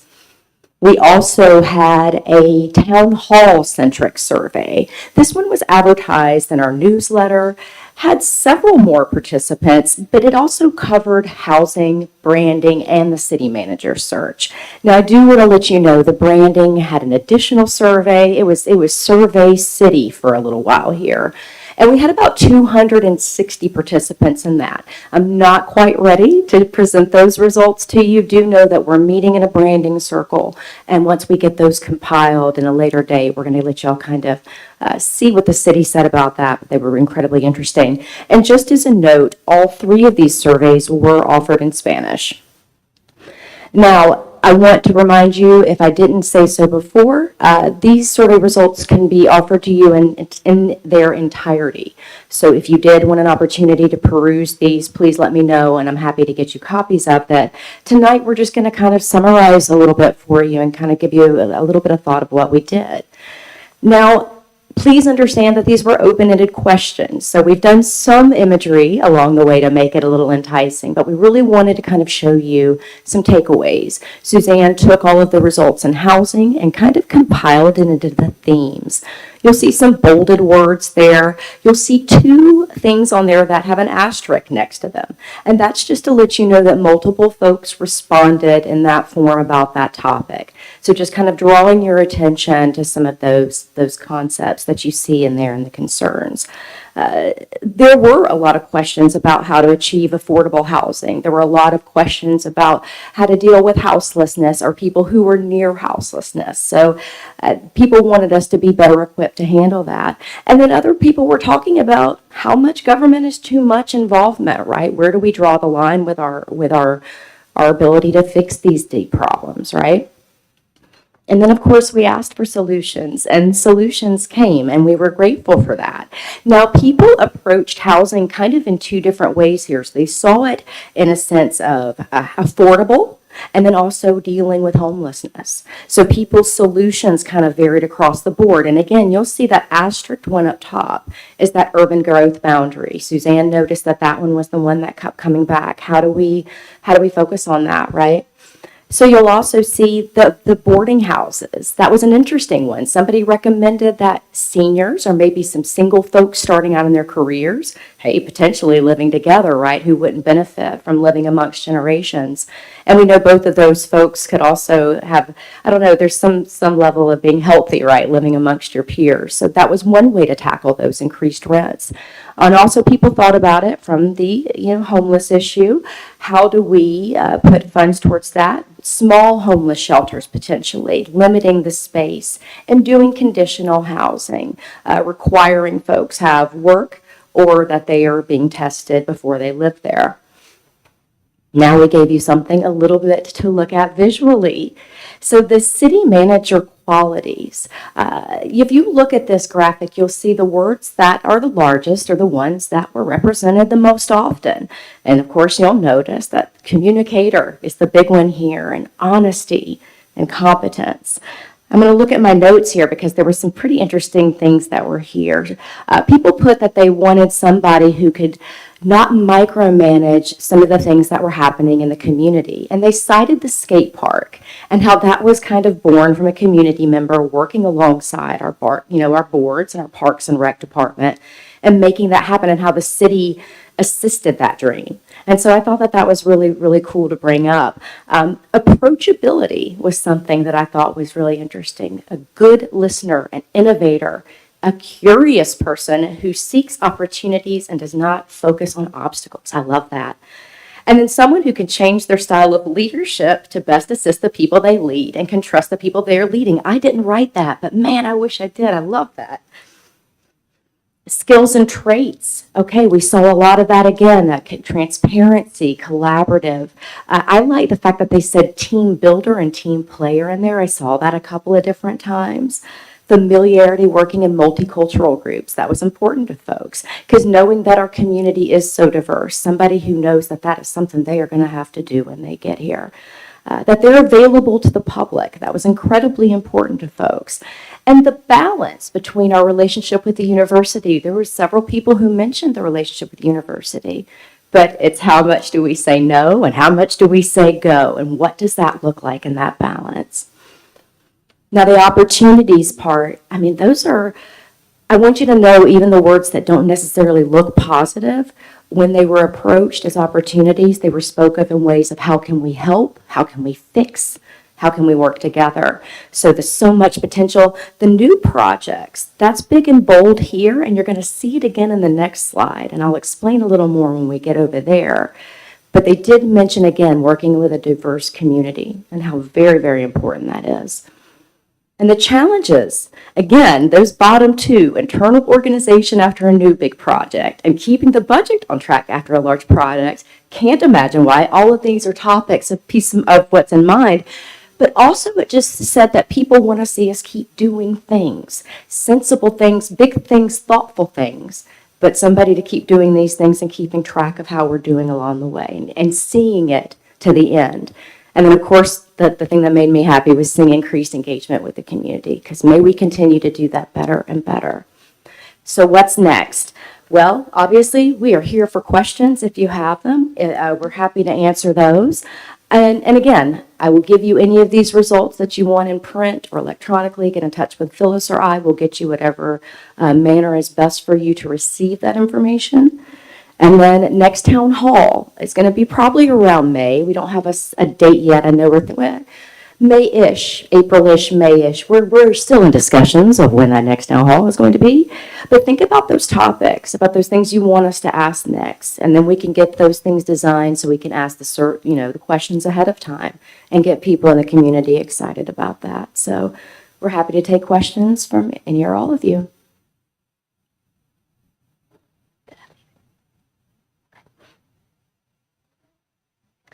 Thank you so much for compiling all this information. I would love to see, a graphic or the results of all of that in a comprehensive manner. I don't need like a 20-pager, but something to really just look to see if we're on track, if we're paying attention, and if we do have some of the great ideas in, say, in our recruitment, or maybe it's going to help us in interviewing, or maybe it will help us with deciding some of these future projects. So I do appreciate those results. And then I believe there was going to be one possibly for the trolley as well for usage of that. Has that started, or is that coming up soon? That survey is currently going on right now, and there is a link to that. If you haven't taken it yet, please do. There's a link on our social media. The trolley has social media, and our newsletter recently, the electronic version, had a link.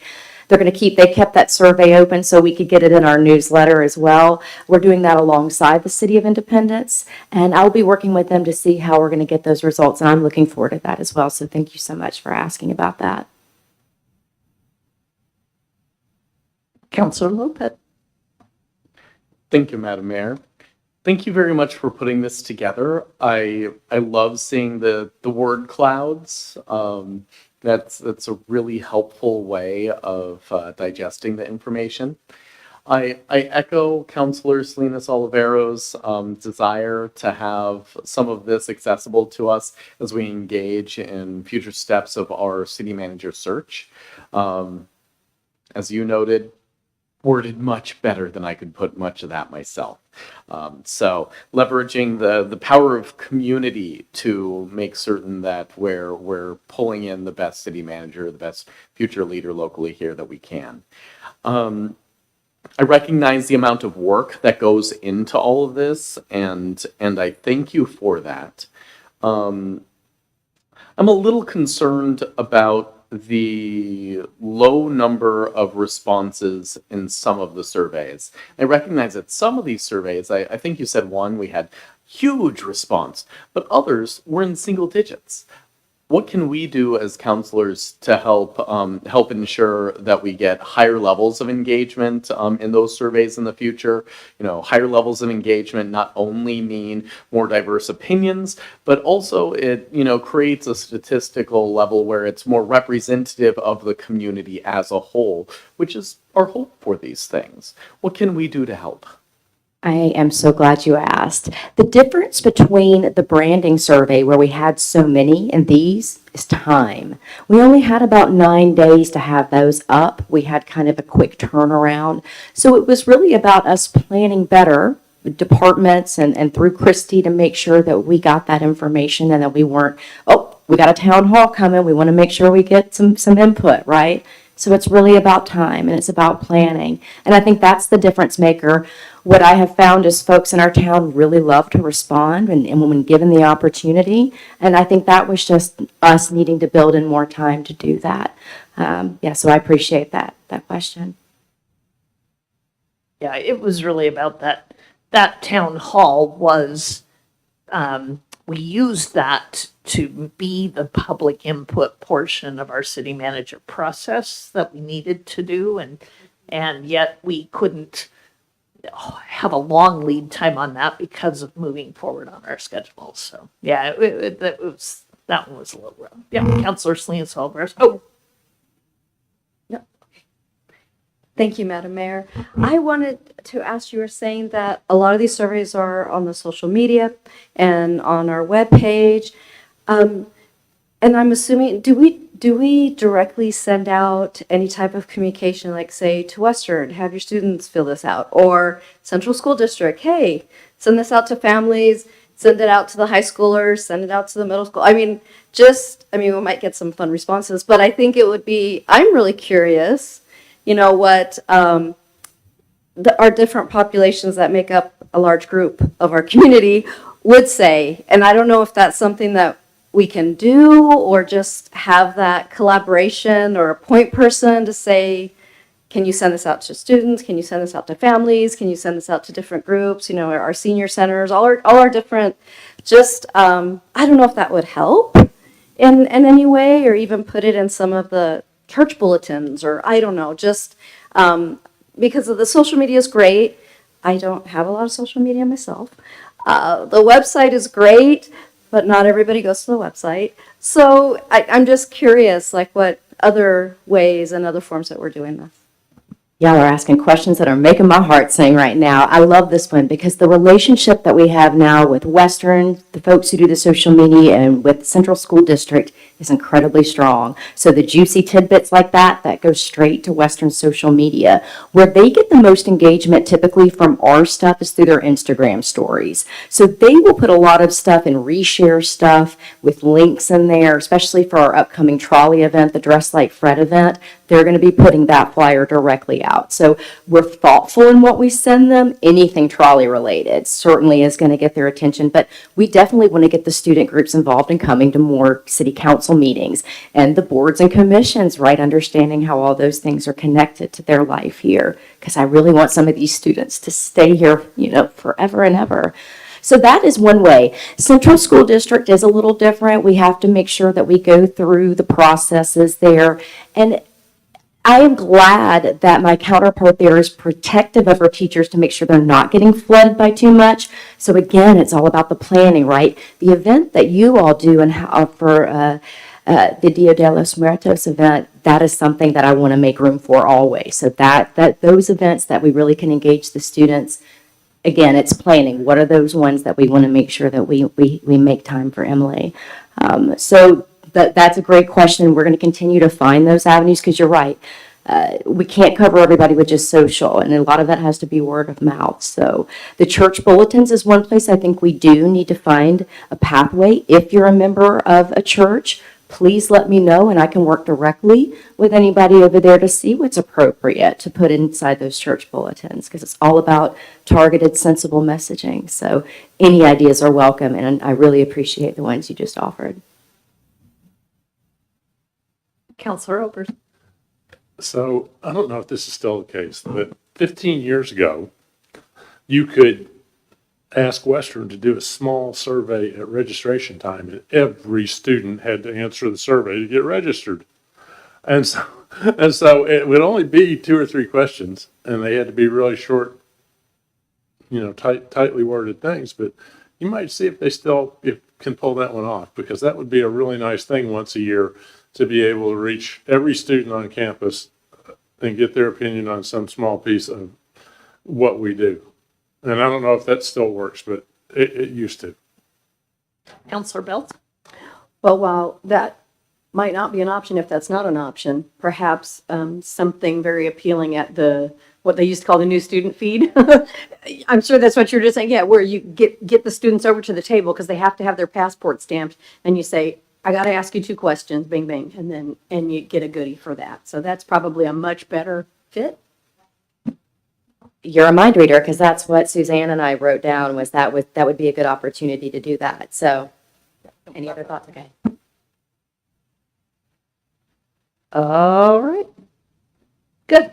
We'll just keep piling on the great ideas here. So, resources are helpful, though. Again, like she said, if you know of other places where we might be able to get that input and those word out on an ongoing basis, that's super helpful. Thank you. All right. Thanks, you two. So that brings me to the mayor's report. And I mentioned earlier that I was able to attend the Mid-Willamette Valley Council of Governments dinner, and thank you to those of you who also attended here. But not only Commissioner Gordon won an award, but we were well represented in Polk County of the Marion Polk Yam Hill governments. City Manager Kenna West was also honored for the Professional Service Award to the City of Independence. And the Regional Collaboration Award was won by the my trolley. So it was another great opportunity to get up. We were hosted by the tribe out at Spirit Mountain by the Confederated Tribes of Grand Ronde, and a lovely evening and great opportunity to really think about all of the work going on in our region, but particularly a good night for Polk County. So pretty proud of that. Also had an opportunity on Saturday to attend the annual awards banquet for our Polk County Fire District 1. And Chief Stangy does a wonderful job of recognizing volunteers as well as his career staff. And just really amazing when you hear about particularly the volunteers and the service that they do. You know, they're volunteers who respond to hundreds of calls, and there's only so many hundreds of days in a year. They respond to hundreds of calls. These incredible volunteers are doing great work. So I thank Chief Stangy, thank his staff and those volunteers for that. And I have to say, he did give a special Chiefs Award to myself and to Mayor McArdle. But really, it was for all of you because it was about the support that our cities give every day to our fire district partners. So that was pretty cool. Other than that, and Christy mentioned as part of the schedule for the city manager search, we will be starting to talk about questions that we might want to ask. So I'll be getting those prepared for everyone to look at. We can kind of decide what we want to do in initial interview and screening, and then how we might want to structure the finalists interviews. So I'll have all of that for you. And finally, my pitch today for another couple hours is Giving Day for Western Oregon University. So this is a day when we ask former alumni and students and faculty and staff and community members to think about donating to Western Oregon. There's a variety of fun challenges that are still going on, I think, and you can support specific programs and scholarships and even things like the food pantry at Western, which is a truly important resource for many of those students. When we talk about homelessness in Monmouth, we have college students who are basically living in their cars in order to have a higher education. So all of that is important, and I encourage folks to support Giving Day at wou.edu today and every day. And that brings us to reports from our other boards and commissions. Did anyone have something? Oh, cool. Councilor Belts and Councilor Ober. So the senior board met, this says February 26th, but I thought it was more recent. In any case, we met recently and we had regular reports, but two bits of new business that were interesting. Barbara Cronin brought up a letter of support for the AARP Community Challenge grants that she asked us to consider signing. Additionally, a letter of support for meal site infrastructure grant. Because we do Meals on Wheels out of the senior center, there is what she worded as this sort of incredibly open-ended grant where as long as there's meals being prepared there, you can get this grant. And so the board did approve that we would go ahead and sign both those letters. Secondly, I'm on the SEDCOR board as well. There is an event coming up and I am unavailable for both of these dates. So if anyone is interested in attending the SEDCOR Ag Breakfast, one of them is on March the 14th, the other is March 16th. The one March 14th is up at Eola, the viticulture, and then the one in Marion County is out in way out there. Oh, I can't think what it's called now. In any case, I have the information. If you're interested in attending, these are open to the public. Oh, Mount Angel, I'm sorry. And the ag breakfast, it was fascinating last year. So if you're interested in attending, please let me know. Thank you. All right, and Counselor Obers. So the tree board is running its contest for the tree planting coming up in April, and we had one entrant, and then the city newsletter came out, and now we have 4. So that constitutes only 5% of the houses in Monmouth with no front yard tree. So if you have no front yard tree and would like one, go to the city website and enter your address for a tree. If you know someone who likes a tree who you think should have one, point them in our direction. Our next meeting will be on the 21st at 6:30 at Power and Light or online. Our last couple of meetings have had to be online, so you might check and make sure before you go to Power and Light, just to make sure that we're actually going to meet physically on the 21st. All right, that's all for those. We do, thank you, Phyllis. She did send out a list to us of the current boards and commission memberships and their terms. We will be, now that we have time, having folks who are interested in returning complete sort of a letter of interest. Then we will open up all of those positions to the public to apply for. So we'll see if we can get another good round of applicants for boards and commissions.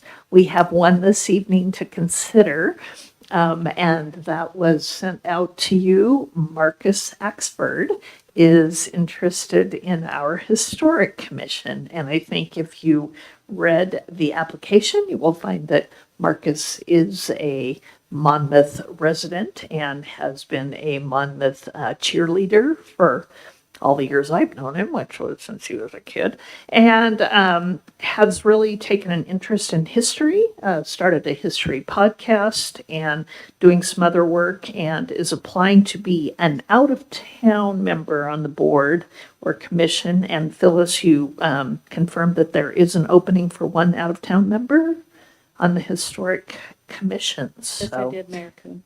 Thank you very much for that. And I would entertain a motion to approve this application.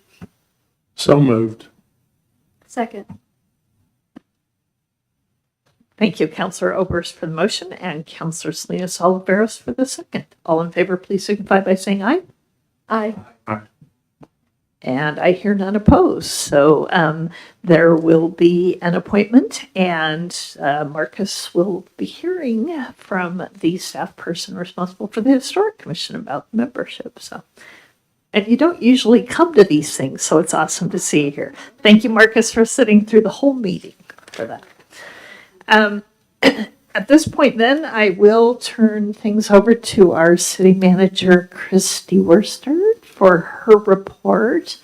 I do want to say that in addition to the grant that Barbara Cronin mentioned about the senior center, we have also been asked by our federal representatives, legislators, if there are things we are interested in for considering for community-initiated projects, formerly known as earmarks, from the federal government. And what that was the focus, I think, of one of the things we have talked about, which is really improvements to the senior and community center, including that kitchen, including a van, including some of those needs. That's just something that's kind of harder for us to find, go out and get that funding for. So thank you for mentioning that focus, because we have done that.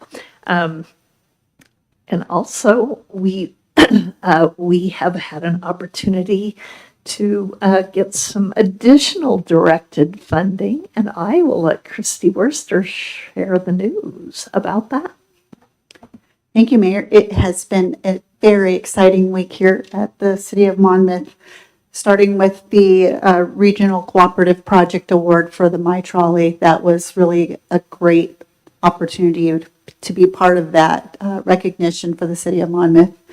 And what Mayor Coons is alluding to is that right after I arrived here, Russ Cooper and Suzanne Duffner were working with Mayor Coons, as well as representatives from the League of Oregon Cities, from Beth Wojtowski, our Regional Solutions Coordinator, to talk about infrastructure projects because of the governor's focus on providing additional opportunities for housing within the state of Oregon. And we were notified yesterday that the city of Monmouth was part of Senate Bill 1530 that was approved by the legislature. And in that bill, the city of Monmouth is awarded $1.2 million for infrastructure improvements on Riddle Road.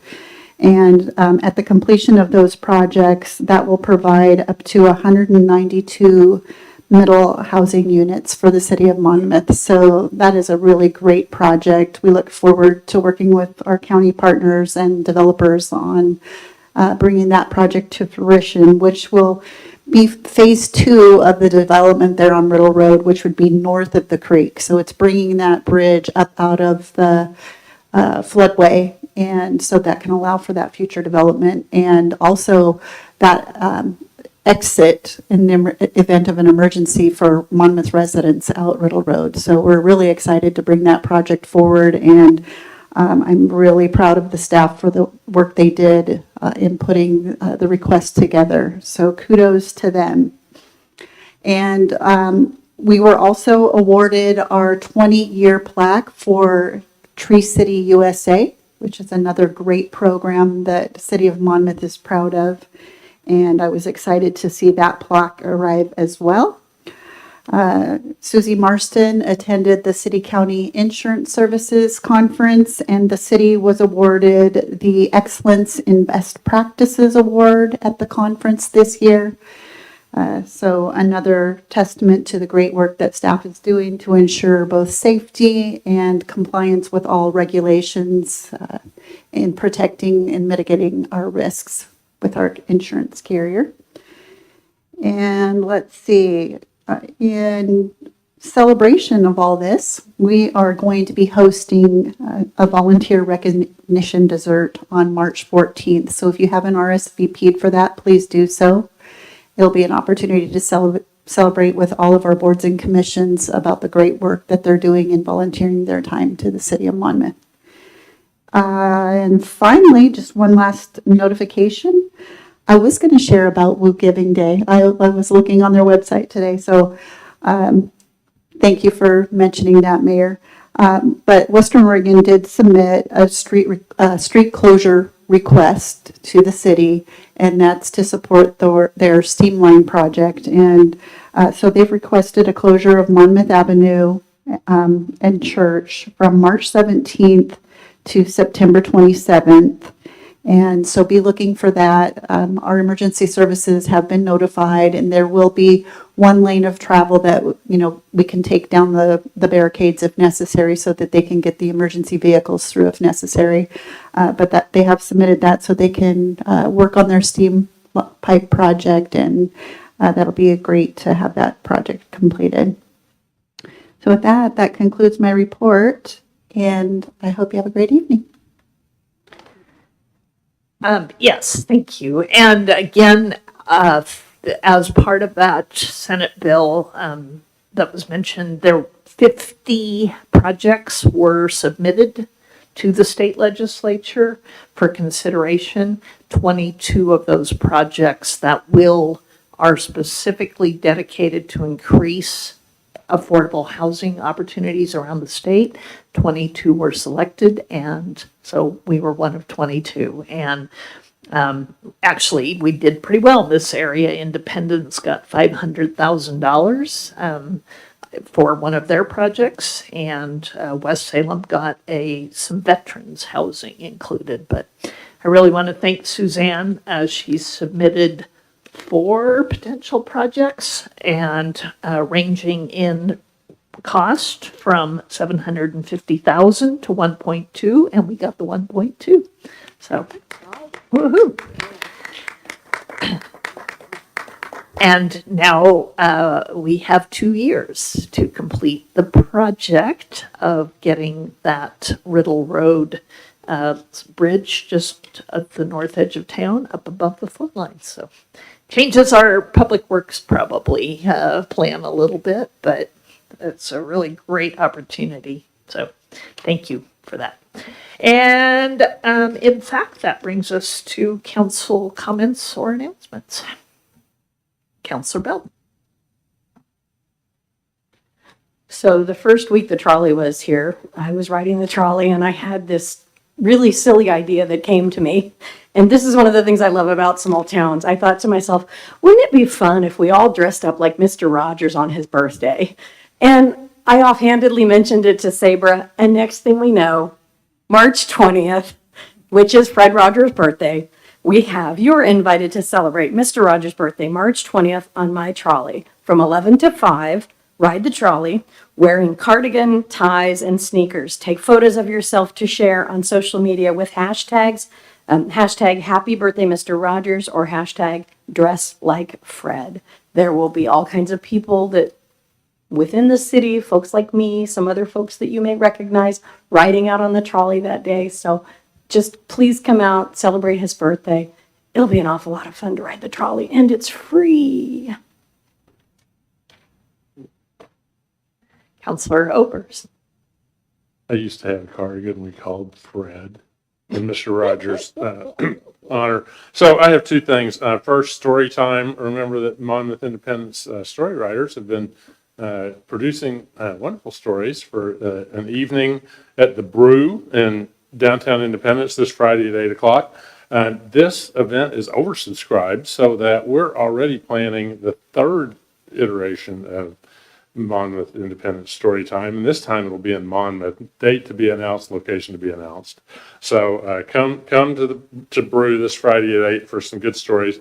And then the other one I wanted to share is that the Polk County Museum is having on Saturday the 16th, 12:30 to 3:30 Family Day, and it will include things like, there's going to be a Civil War reenactment with an actual live cannon. So if you like things that go boom and smoke, come see the cannon. There'll be face painting, snacks, textile art demonstrations, including how you make lace, which is something I've always been curious about. Quilting, spinning, more.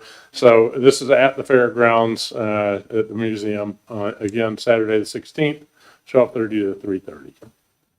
And that's all I have. Thank you. Thank you, Madam Mayor. I just also wanted to add on that the Heritage Museum is having a great display for Women's History Month. And some of those women who are displayed are from our local area. I'm proud to say one of a deceased family member, one of the first Latina hairdressers in our area, is represented. So if you have time out of your day to go and see the display for Women's History Month, it's worth your while. So thank you. All right. And with that, I will entertain a motion to adjourn. Thank you, Councilor Lopez. All in favor, please signify by saying aye. I Aye.